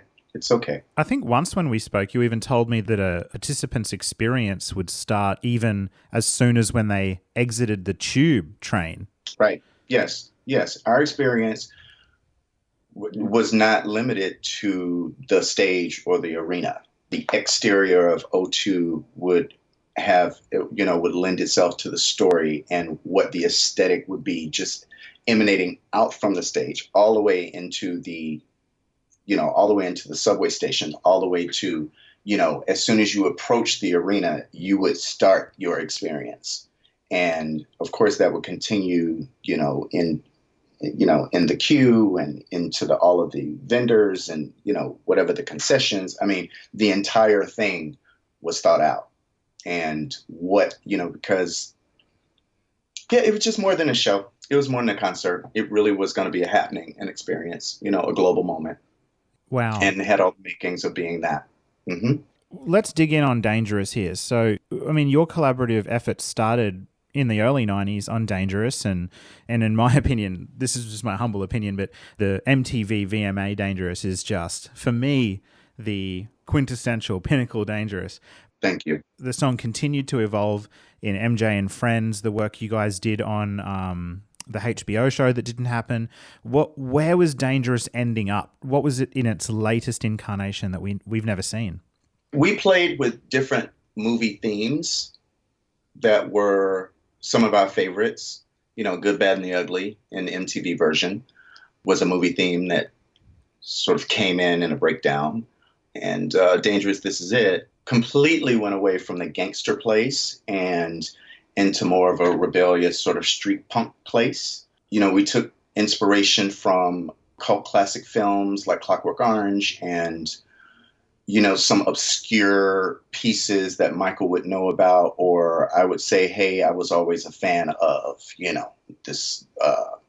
this Japanese show that I used to watch when I was a kid called Space Giants, and it had this futuristic-y thing, and they could turn into rockets. And Dangerous, its language continued to evolve. We got to add to it. We got to reimagine it several times, and it remained in process. Actually, on the morning of Michael's passing, we had just created the final mix, edit of the song, Mike McKnight and I. And it was just heartbreaking, too, because in that moment that we were making such headway and creating such great content, the unthinkable happened, and it devastated us and remains an incredibly difficult pill to swallow. Mm. I got to do it with the dancers once in Japan. I got to perform it. We did, I think, NHK or Nippon TV. We did like a mini concert, 2 actually. One was live, one was televised. Sony organized it and allowed me to take the dancers. They had a very long process. They had an incredibly long casting, rehearsal, learning, training process, and they never got. It's like the athletes now who won't be able to compete in the Olympics. Mm-hmm. One of my tasks and one of the things that I really took a lot of time to do was try to create experiences that they got to perform, because no one got to see them perform and they didn't get to feel it, and they didn't get that payoff that so many of us know from getting to perform live with Michael. So one of the things we did, in addition to going to the Philippines to work with the prisoners, is the entire group went to Japan, and we did 2 mini concerts, and we did Dangerous, This Is It version. It was closure for me too, because Dangerous being the first thing we ever created together, and having created the last version with Michael, to finally get to perform it for an audience with his dancers was just a blessing for me among my last public performances. I want to do a change of gears here and talk a little bit about the fashion and costuming of the show. Zaldi, fashion designer, worked with Michael very closely for This Is It. And Michael was also working with Michael Bush and his partner, I can't remember his first name, but Mr. Tompkins. Dennis. Yep. Right. Again, I want to know about the vibe between these camps, sort of like how different choreographers would work with Michael. Was Michael all in on the Zaldi costumes, or was he going to pick and choose between these different designers? Great question.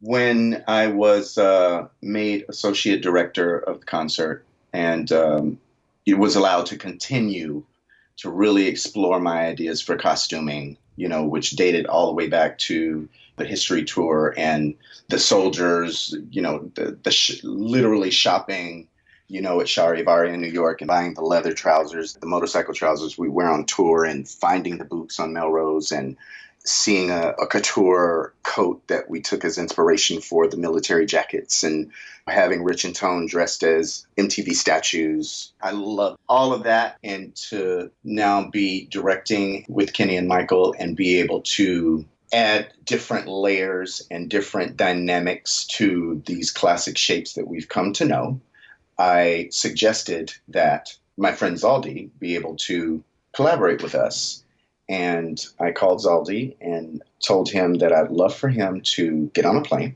come to LA as soon as he can, because we're working on This Is It, and I'd like for Michael to meet him. Zaldi got on the plane, he came, and my idea was always to have Michael having options. Meaning, when we did History, the opening look was always Spaceman, right? Mm-hmm. The gold, metallic Spaceman. And it stayed pretty consistent every show. Sometimes he would need to have replacement versions because they would just wear out. So I started to think, hey, if he had options, every show would be a little bit different. People would be waiting to see what he arrives in. People would appreciate, fans would really pick up on some of the fashion choices that are being made now that would set future trends that we're seeing play out in Virgil Abloh for Louis Vuitton, etc. Potentially be able to have a retail component so you can buy these items at the venue in the moment. And Michael was all aboard because he knew I'd always been obsessed with shoes. And he always would joke with me about my shoes. They were a big deal. And so all of this made a lot of sense to him. And he said, and we should have them in the stores and we can sell this and this could be apparel and we can, I was like, exactly. So Bush and Dennis Tompkins, legendary legends. They are costumers. And I felt that if there was the balance with Zaldi as a designer, we'd be able to find somewhere in the middle a consumer-friendly apparel line that the fans can immediately buy at the show and after. That was the idea. And this would also afford Michael to have a Bush version and a Zaldi version of Smooth Criminal, of Thriller, of Billie Jean, so that it always stayed fresh for Michael too. He can decide, I want to wear the Zaldi top with the Bush pants. I want to wear all Bush. He could have that sort of flexibility and freedom so he could feel like every show was a little different as well. So all of it had a purpose. And I think that the parties involved, out of their mutual respect for each other and our collective respect for each other, I think everybody got along well, but that was the intention, never to say one is better than the other or one makes more sense. No, there was a vision that involved both design teams that ultimately would yield a new line of apparel that the fans could buy. That is exciting. I've never heard it explained quite like that. So thank you. That's really gives a lot of clarity. My pleasure. It was my idea. You know what I mean? So very awesome. I had known Zaldi for years and seen the work that he did with Gwen Stefani and spent time with him in New York. And my manager at the time was a dear friend, is a dear friend of his, and Christopher Demers. And so I said, Chris, and I told Zaldi when meeting him, I said, whenever it is time to work with Michael again, I think he would love you. I think he would love you. And so fortunately, Michael trusted my judgment. He went with it. He loved it. We had Rushka Bergman, who's editor at Vogue, who was doing his personal styling, who put him in Givenchy and all of these beautiful day looks, the shoulders that really he was just bringing back because he did it years ago in Captain EO. To be able to see his influence in fashion come full circle and now be able to put, be able to put a new energy like Zaldi with his aesthetic, with Michael's classic, legendary, iconic pieces and creations by Tompkins and Bush, it just seemed like what This Is It was about, mixing the classic with the new and being able to find somewhere in the middle a new approach and a fresh approach on all of these legendary historic pieces that I, as a fan and a curator, do not want to disrupt, but add to. I've got a few quick questions here from, one of them's actually from a listener. Believe it or not, coincidentally, 20 minutes before we started talking, I got an email from one of our listeners, Porter Wolf, and Porter said, I really hope one day you get to talk to Travis Payne. Oh, He had no idea. how cool. And then he said, if you ever get the chance to, please ask about Threatened in This Is It. Yeah. Yeah. That moment, when I saw it in the cinema for the first time, and I saw it a lot of times in the cinema, but when Threatened came on and you and Michael are on that rising garage door, I think you guys were calling it. And Michael is there twirling his fingers around, and then the dancers are spinning in response to that. That gave me absolute goosebumps all over my whole body. Good. Good. Good. But that was it. And it's so wonderful. That's the first time we ever wrote it. That was the first time he ever wrote the garage door. Wow. Yeah, in that moment. He's, because we would say, hey, I want to show you what it does. Let's test it. He's like, oh, no, I can do it. And so that's why I wrote it with him. Because it was the first time. I was like, it's going to move now. All right, we're going up. Okay. All right. And 2 more 8s. You got to go to the back for the pose. Okay, it's time. So that what that exchange was happening. It was just really cool to hear some Invincible love with Speechless and Threatened. Yeah, and that's Rodney Jerkins, Threatened. If you look at gangster theme as a reference, then you would understand how in the monster sort of scary genre, Threatened is the newbie. You know what I mean? If you know Thriller and Ghost, and that Threatened would be that newbie, that new energy that's in the same narrative. It's like another movement in a symphony. So it made sense to be added to the collection in that moment, in that section. Love it. Mm-hmm. And of course, Speechless, that moment, we had done starting something pretty much near the front of the show, Dangerous and History, and then the pose, for photography and to catch our breath. And I said, you know what? Wouldn't it be funny? Wouldn't it be amazing? It's been like, I don't know how many years. Wouldn't it be so nice if you just broke into your love is magical to your fans? Wouldn't that be nice? He's like, I don't know. It's just, we're not doing that song. I'm like, no. It's not about that. It's not about doing that song. It's about this is the first time we're hearing you talk after all these years. Wouldn't it be nice to say that? It's like a little love note. He was like, I'll try it. We can try it. Let's try it. I said, okay, great. That one time he did it, we captured it. So we were able to put it in the film. That was awesome. For me, sitting there and people reference that, or, watching people for their first time watching the movie and getting to that moment and starting to cry, like that moment, I knew it would be special. I just had no idea how special. Yeah. I think for longtime fans, it was special because we'd been there through when he released Invincible and it was sabotaged by his record label. To hear him acknowledge those songs live was like, for us who'd been through that, was like, yes, he's doing it. Mm-hmm. Exactly. And that's the point. I've been in that moment with him countless times on stage. It is a special moment. It is an exchange of kinetic energy in that silence, in that stillness. Many times the swell of the crowd gets louder during that time. So what you say after that silence has the ability to be so profound. Why not take it? Wow. Oh, man, the hair on my arms is like standing up. Good. Yeah, that was it. That's the point. Earth Song. In our conversations, a thread that's been going through them is how the messaging of This Is It really was all about the planet. Correct. Earth Song was such an incredible evolution with its introductory video being a totally new thing. There was going to be I believe some kind of bulldozer or something come out on the stage at some point.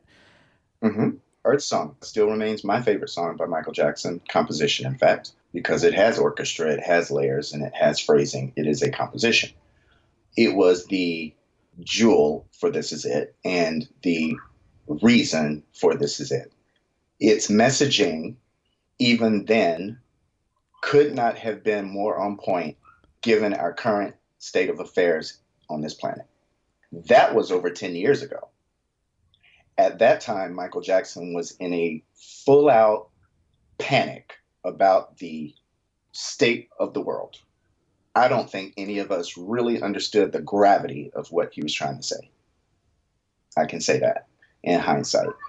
I knew Heal the World. I knew We Are the World. We know we traveled to different places. He routes his concerts so that it will enrich the communities in which we play and make money for the families that are struggling. He would do those kinds of things. I understood that. I understood the philanthropy. I understood his philanthropic efforts. I got that. It is part of his brand.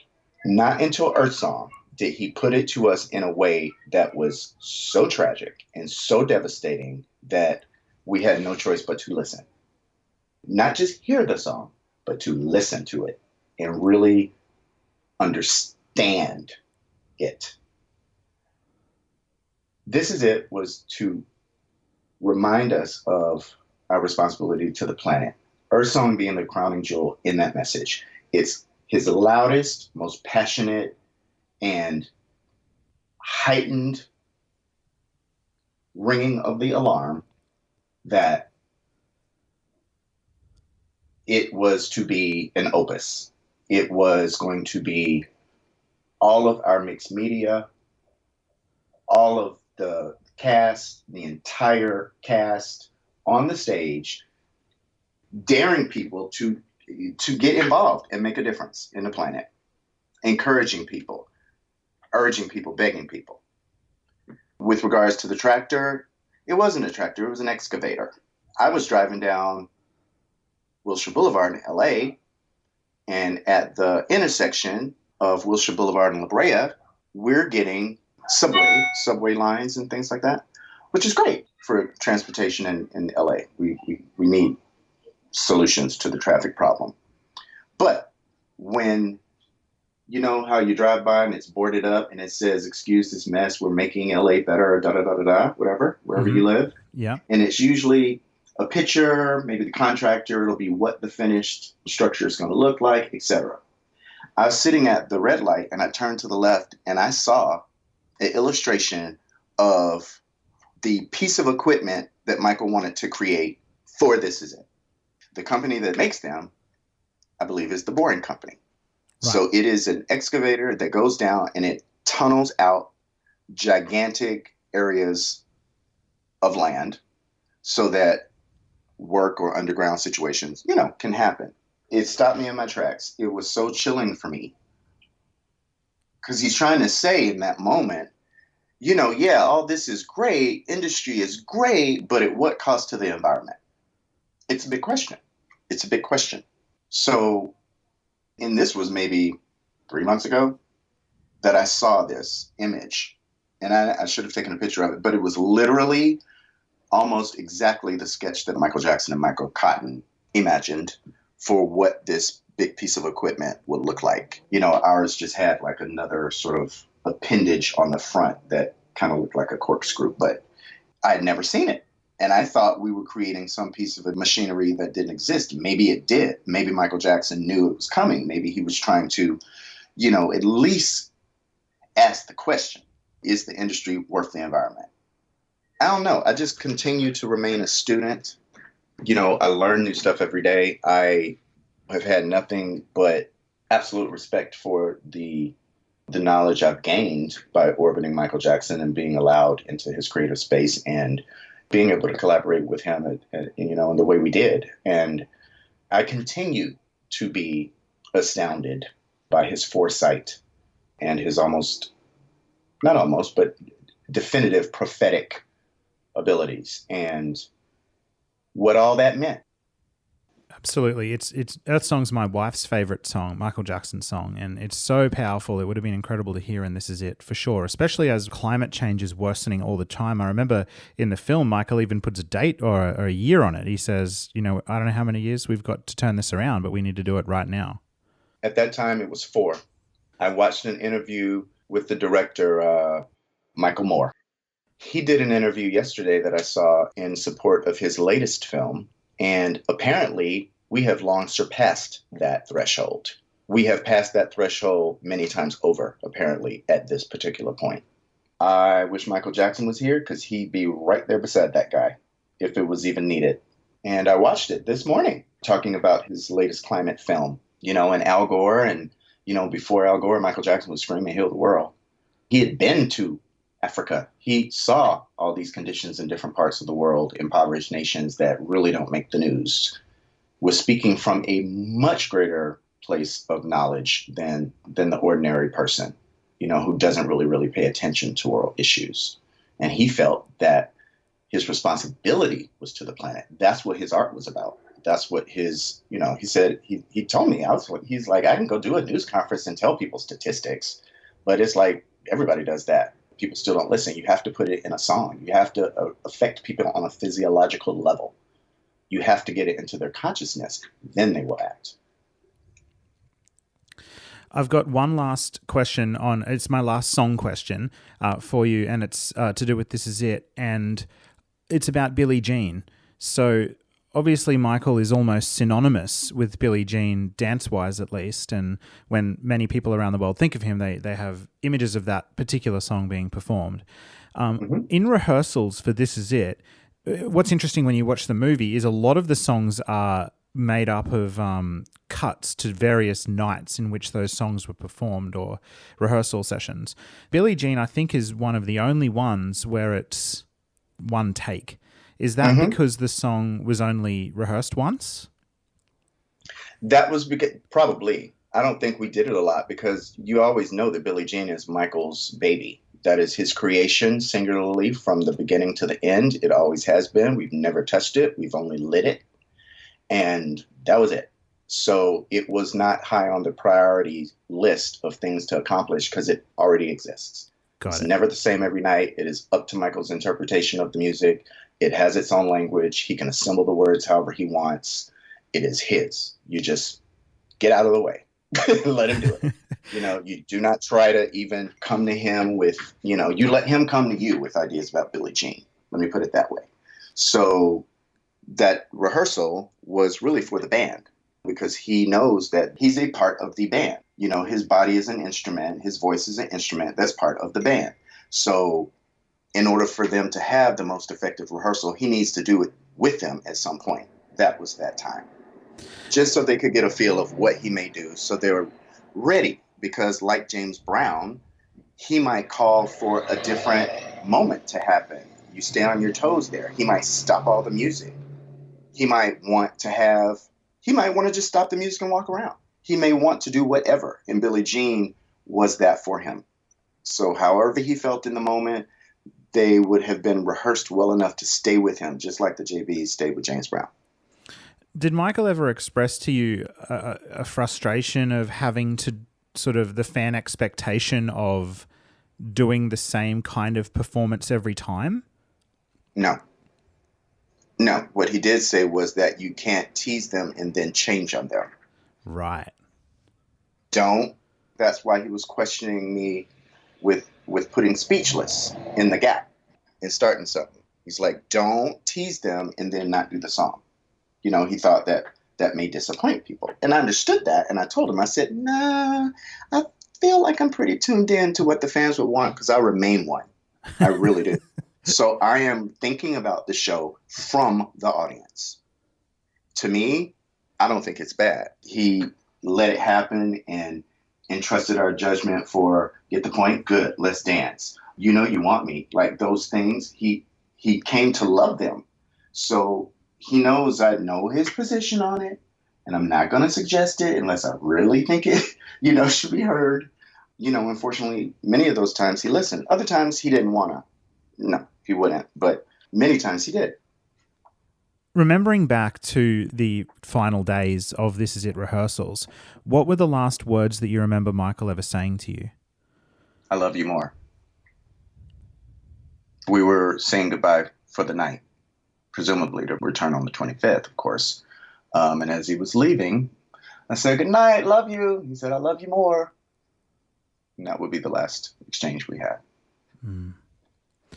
Talk about the next day and how it unfolded from your point of view. I was on my way to our afternoon rehearsal, and I got a call from my mom saying, turn on the radio, and apparently something had gone down at the house. It was Ambulance called. So I called, I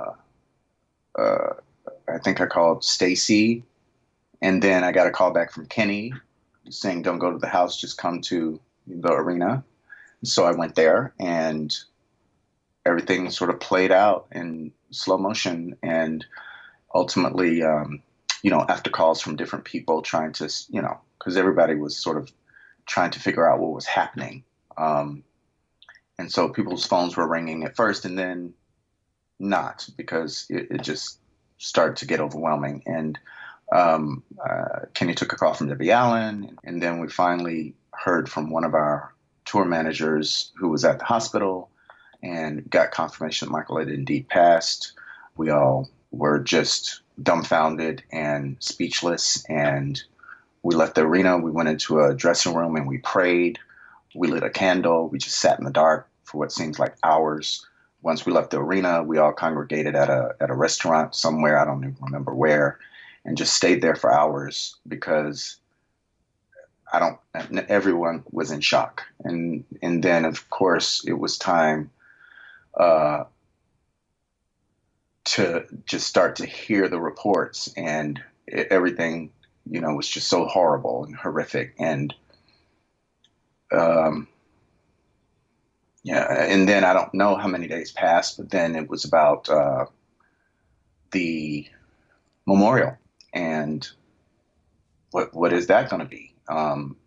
It seems like one day we were rehearsing at Staples for This Is It, and the next day we were, simulcasting around the world this memorial that we put together, just through tears and despair, and just trying to stay strong for the family and figure it out, and the kids, and it was just so many things to consider. And we got through it. We had a wonderful, collection of artists who came through and lended their support. And, we tried our best to honor Michael in the best way we knew how in that moment. And, there was a funeral, there was just things. And I just remember, almost immediately, once we got into that room and after we prayed, I said, we cannot be done. This is not it. We have not finished. We have to finish this. We have to figure out how to finish this. And, conversations were had, and the decision was made to tell the story of what was to be through a documentary. Fortunately, we had archival footage that we had collected through the rehearsal process. And if we could piece it together some kind of way, we could at least let Michael's fans know what he was planning and how excited he was, how committed and involved he was. No one had ever gotten to see his creative process. No one had ever gotten to see the extreme amount of detail he put into every aspect of his shows and his business. And it was time, it was his greatest endeavor, not because of the workload, but because of its significance and its meaning and his emotional connection to it, and his purpose here being wrapped up partly in This Is It. And it went away. So it just, as devastating as the loss of our friend and mentor and idol and colleague and boss and brother was, I think that the best honor we could have done in that moment was to show exponentially more people than would have been able to catch the live tour, a documentary in theaters and in cable and on television and online. So millions more people get to see and hear and be reminded of the messages. So as a Michael fan, I'm fine. Give me, some Michael is better than no Michael. So I was always in support of the film because I knew that even though every take wasn't perfect and every angle wasn't amazing and every look wasn't flattering, whatever, like I said before, all of that did not rise to the occasion of the purpose of the project in the first place. Yeah, it was very therapeutic, and it was something I think we as a community needed at the time for closure, and I'm so glad that happened. As a result of what happened on the day, Dr. Murray went to trial and then to prison, And during the Murray and AEG trials, emails sort of came out that painted a pretty grim picture. Kenny Ortega said that Michael Jackson was losing weight and would need some kind of intervention. Bugsy said he was worried about Michael injuring himself. Michael Bearden said that there was going to be a lot more work to get Michael ready.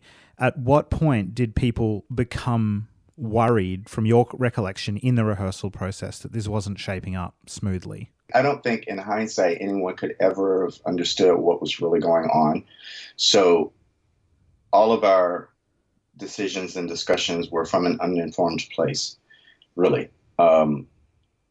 Not really knowing the brevity of what was at hand and how Michael was suffering. We did not know because he kept those things from us. I think that he was more concerned about everyone staying focused on the project, and he will work his personal issues out. And that's what he was attempting to do.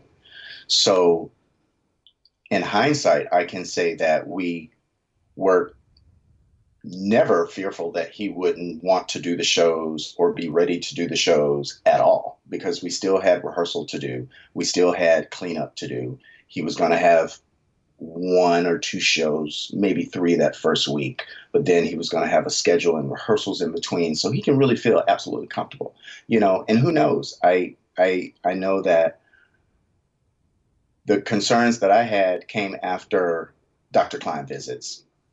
And I just chalked those up to needing to be sedated for whatever the procedure was he'd had at that visit, assuming it was something cosmetic, because he'd done it before. So, though it may have given me pause, it didn't rise to the level of alarm for me. And it was only after Michael passed did I realize what actually was going on. We were startled and shocked just like everyone else, and as things became more, public, it just painted this picture that I certainly wasn't, or had any reason to look for. And I remember that from your testimony from the trial about Michael coming back from Klein being groggy and a bit loopy. Even Right. Alif Sankey, choreographer and dancer on the original Smooth Criminal video, who I think was also on This Is It, Yes. as an assistant producer, she talked about Michael rambling and saying God was speaking to him and not being coherent in his conversation. Is that what you mean when you talk about being loopy and groggy? Well, I don't know. Well, in our conversations, he would make sense and I understood what he was talking about. So it wasn't about rambling or anything like that. It was just, you could tell, like, when you come from the dentist, or if you come from having a procedure like this, especially dermatological, or if it was having anything to do with the scalp, who knows? You get painkillers or sedative, and so I took what I was looking at as that, because he had just come from Dr. Klein. Or if he was groggy in the morning, and I asked him, "Ooh, did you sleep?" "Well, no, I was up because we working on the album." He was also working on his book. I don't know if it was a memoir, but I think it's what ultimately became Opus. So in the midst of This Is It, he was a father to 3 kids, and working on an album, and working on a book, and working on whatever other, special projects that he had, I think that were film related, that were to roll out after This Is It was up and running. So everything he said to me made sense. Yeah. And when Michael was looking concerning during the prep, the close collaborators like you and Kenny and even Karen Faye and people like that, did you guys have meetings where you were discussing together concern? I don't think that there was ever any gigantic group meetings. People, everybody would come talk to Kenny, and we would sometimes have conversation among ourselves, but that was, very much it. No one knew the extent. I was not privy to the extent of what was going on. Bush and Karen had a different relationship with Michael that preceded mine. They probably would have more intimate conversations with him about certain topics that Michael and I wouldn't have. So their relationship with him was different. So I can't speak to what their experiences were, but mine never gave me the amount of alarm that I imagined that he would die. Yeah. Understood. And once we spoke, and I quoted some sections from Jermaine Jackson's book, and I really want to quote these again because I think it's important that I get you on the record around this because it's a pretty full-on claim in this book. It's saying there were worrying signs stacking up for those who knew how on point and articulate he normally was. In the routine for Thriller, he turned left when he was meant to turn right. That was odd in itself, but when he did it a second time, he also started repeating himself, a sentence or phrase, like somebody with obsessive-compulsive disorder. He struggled to finish songs, and then there were occasions where he would be berated by the crew. He'd walk off stage and say things like, "I just want somebody to be nice to me today." And a voice would yell back from the floor saying, "If we could just have a coherent person here today." I don't know that to have happened. Everyone was always nice to Michael Jackson. It was impossible not to be. And certainly no one would disrespect him that way out loud in public. And I know that as a performer, as a dancer, especially one who had not been on stage in almost 2 decades, and at 5 decades old, yes, sometimes mistakes were made. Yes, sometimes we need to start the song over, but that's what rehearsal was for. Mm-hmm. So if not in our rehearsals, that certainly couldn't happen in a concert. So anything and anybody who goes through a creative process understands that it takes weeks and weeks and weeks to master anything, let alone at the level in which Michael Jackson had always created. And it was his process that he was in control of that we were there to support.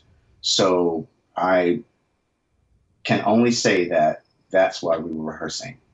I've read an interview with you once. You gave it in 2009 to a fan site called The Final Curtain, where you said in it, quote, "Michael was definitely ready to do the concerts." In hindsight, with everything we know that was going on, do you personally wish, like Kenny and Karen, that you'd pushed harder and raised alarm bells louder? I don't know, because understanding that Michael Jackson was the orchestrator, he was the architect, and he was the boss of this entire experience. We are there to support his vision, not to order him or demand of him or do anything but absolutely support his vision. And that was my lane. And I was happy in it. So if I had the information that I have now, sure. But I didn't even know what propofol was until 2009. So there is no way that anybody could have foreseen, because we don't have the intimate sort of knowledge of his day-to-day life. That's not our job. And I think Michael appreciated our respecting his privacy. And all the times I went into Carrollwood or Neverland, I never went into his private space. I would go in the communal areas. I would go into the kitchen, of course, the rehearsal space, theaters, whatever. But his private space, off limits, because he spent his life, giving up his privacy and all of the, because people always felt they expected so much of him and felt so entitled to him. Yeah. So I was never one who, I didn't even go into his dressing room unless he called me in, or unless there was something very important that could not wait until he, returned to the stage or came back out into the community areas, because it's respectful. So yes, of course, I wish I would have had more information. I would have been absolutely, having different conversations, but you got to understand, if you're operating from a place that you don't have all the information, your decisions can't be as informed. Yeah, and that makes a lot of sense. As you continued to work with AEG after This Is It to bring the film to be a reality, did you feel conflicted when testimony started coming out of the trial? For example, Randy Phillips' email where he was boasting that at the press conference he slammed Michael into a shower and slapped him. Did you feel conflicted learning that, but then also wanting to bring the film out for its greater purpose? I'd never heard that until just now. Really? Yeah. Oh, wow, that was pretty widely reported. No, I didn't ever hear that he slapped him or no. Yeah. No, and at that time, you got to understand, I mean, I just lost my friend. We were focused on the property and figuring out This Is It and trying to get it to the finish line in the best way we knew how and the only version that was possible.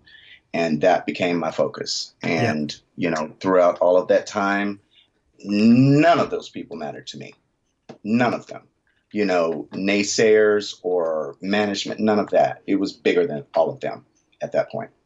It was about delivering our tribute, to our colleague and our creative brother for all of these years. And, the politics have always been one of my least favorite things in Hollywood, and I have nothing disparaging to say about any of them. I worked with Michael Jackson. I worked with Michael Jackson before, and that's why I was there, because of him, not because of anything else. It always been my dream since a child. And, and fortunately, Michael and I found each other, and he afforded me that dream for many years. And, my interest had always been and will remain to him. So just to now wrap things up with the last few questions, what would be the best advice that Michael ever gave you as a collaborator? Kill them with kindness. What about your reflections on him as a artist and a dancer and a choreographer and his significance in the industry? I think that Michael Jackson's contributions, to the pop culture at large, not just to the dance or the music industries, is undeniable. There'll never be another one. I think that he stood on the backs of greats and always acknowledged them, like Sammy Davis Jr. and Jackie Wilson and James Brown. And,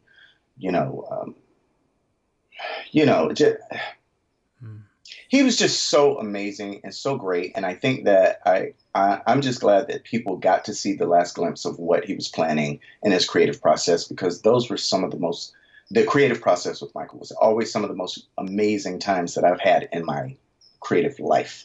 And I always would say, I wish people could see this. I wish they could see how you really just rationalize that, or what your psychology is about that choice, or the why of some of the things that I, as a fan, too, remain intrigued about.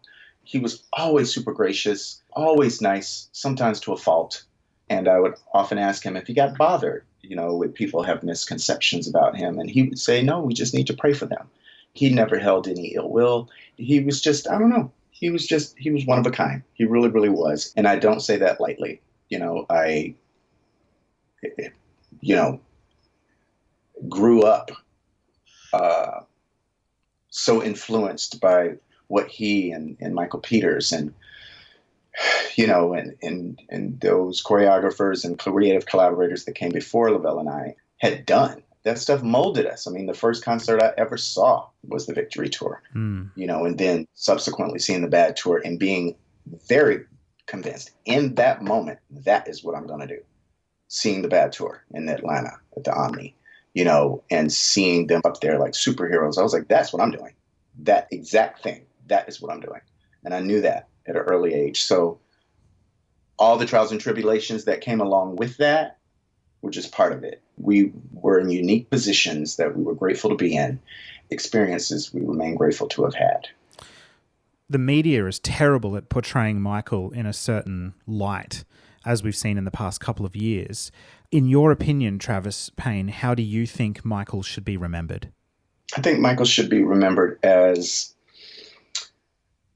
a father, an artist who cared about the planet, a humanitarian, and I think he was a prophet. He was often misunderstood, and I think that he just gave people the benefit of the doubt, always looked for and assumed the best in people. And that doesn't always match up with the world and its views. And for that, I wish that more people had had the opportunity to spend as much quality time with Michael as I did, and others in the creative circle got a chance to, and then have an informed decision about who they feel he was and how he should be remembered, because I'm certain that most of those people who have been driving the narrative out in the public never met him. For listeners who have really enjoyed this podcast, and I'm sure there's many, many of them out there that want to hear more from you, where can they connect with you online? I appreciate that. My website is travispayne.com, and on there is information to, all my social media, YouTube, Twitter, and Instagram. But yeah, I do my best to keep it updated, but I do a lot on Instagram. It's Travis Payne 1, and my Twitter is It's Travis Payne. And then I'm Travis Payne on Facebook. But I try to stay connected. I appreciate the love that comes from Michael's fans. It's still so very overwhelming. So many people are, even new fans who are just discovering Michael from This Is It. There was a young group of dancers in Japan when we went over there, and they were young. This Is It was their introduction to Michael. Wow. And in that short time, you've got these kids who are just obsessed, and the parents are making the costumes, and so I had tiny little gangster criminals running around, and it was just so amazing to see, his generational appeal, and it goes beyond his artistry. I think that Michael Jackson was sent here for a purpose, and when people get it, it is some of the most amazing times I think they have in their lives, and they're able to connect him to many of their best memories. Receiving videos from people from around the world, like Bolivia or Brazil, just yesterday, that are doing drill, or are sending me their version of Thriller that they did when they were a little kid, or, their entire, troupe that they have that did Ghosts, and so I do my best to post them, just to let people continue to see how much those that are meant to get it and connect to Michael and his messages do. Thanks for sharing that information, Travis. And listeners can also find the MJCast on social media. We are the MJCast on Twitter, Instagram, and Facebook. Listeners can find us at our website, themjcast.com, which is a repository for all of our episodes. We're on YouTube as the MJCast, and of course on podcast platforms, lots of different platforms. We are on Apple Podcasts, Google Podcasts, we're new over at Amazon, we're on Spotify. It's not hard to find us. Just download any of those apps and search the MJCast and subscribe. You really want to subscribe, because what happens is episodes get delivered directly to your device. You get notified through a push notification when it's there ready for you to listen to. You can pause, come back to it later, listen to bits and pieces here and there as you go. And the brilliant thing about listening to us on a podcast app is that you've got show notes right in front of you that you can interact with as you're listening. So say we're talking about something, you can click the link, read what we're talking about as we're discussing it, all kinds of different things like that. Very interactive. So definitely head on over to a podcast app and subscribe. I also want to give a very, very special shout out this Halloween episode to a couple of our listeners. We receive email all the time. Elise and I are just constantly catching up on emails. So we thank everybody who emails in. We do read all of them. We may only reply to some, but thank you. There is one great email that we got recently, and I want to give a special shout out to Cheryl and June. Cheryl is one of our longtime listeners, and her favorite episode recently is the History 25 Roundtable, and a couple of others as well, like the Eddie Garcia one. But her daughter, June, said that Charlie Thompson is her favorite MJCast guest, and I've made to pass that on to Charlie, that information. He was very, very happy. But thank you so much, guys, for sending us an email. It was just brilliant. It made Elise and I's entire week. And to see that photo of you, June, in your MJCast shirt with the merch on the wall was just really, really special. And you must be probably one of our youngest listeners, I would say, but it means so much to Elise and I and Q and Charlie and Damien and the whole MJCast family that we get to see young kids like you getting into Michael Jackson and loving his art just as much as we did when we were kids. So thank you so much for the love, and we love you guys too, and keep Michaeling. And anyway, let's get back to it, Travis. What are you up to these days? Any exciting projects on the horizon we can look forward to? Many. In my Travis Payne Productions company, I've got TV and film properties in the works. Still working very diligently on my Travis Payne shoe line and apparel. I manage an artist out of Japan named Sho. He's the world champion, Japanese champion beatboxer. We're working on his album, directing several films coming up, 2 in the dance genre. One is a documentary. And I'd like to work more in my hometown of Atlanta, because the opportunities there have increased exponentially recently, and really be able to be bi-coastal in this coming year. Maybe not 2020, but certainly by 2021, having productions going on both coasts. And then hopefully, whenever it's safe to travel again, returning to Asia and continuing work that we started in China for new projects, as well as Japan and South Korea. I, like everyone else, is just really trying to get a sense of, and regain footing during this pandemic. And my thoughts and prayers go out to everyone and their families. I mean, I know it's a tough time. I hope that we will be able to look back at this interview and see that we're much better off than we were at this time. And I am just thankful to you, Jamon. I appreciate you staying in touch and sorting this out, and your team and MJCast. And I hope that, I've been able to give you some insight into our great Michael Jackson. And, it's always my pleasure and honor to celebrate him and his legacy. Absolutely. And listeners probably don't actually know that this is our 3rd session of recording this interview.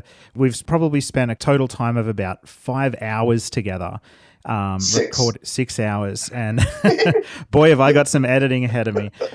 From the bottom of my heart, from the bottom of our listeners' hearts, Travis Payne, thank you so much for joining us on the MJCast, for your honesty, for your candor, and for your beautiful recollections of working with your friend, Michael. Thank you so much. My absolute pleasure. Remember, everybody, heal the world. We are one. That's a wrap. Thank you. God bless you.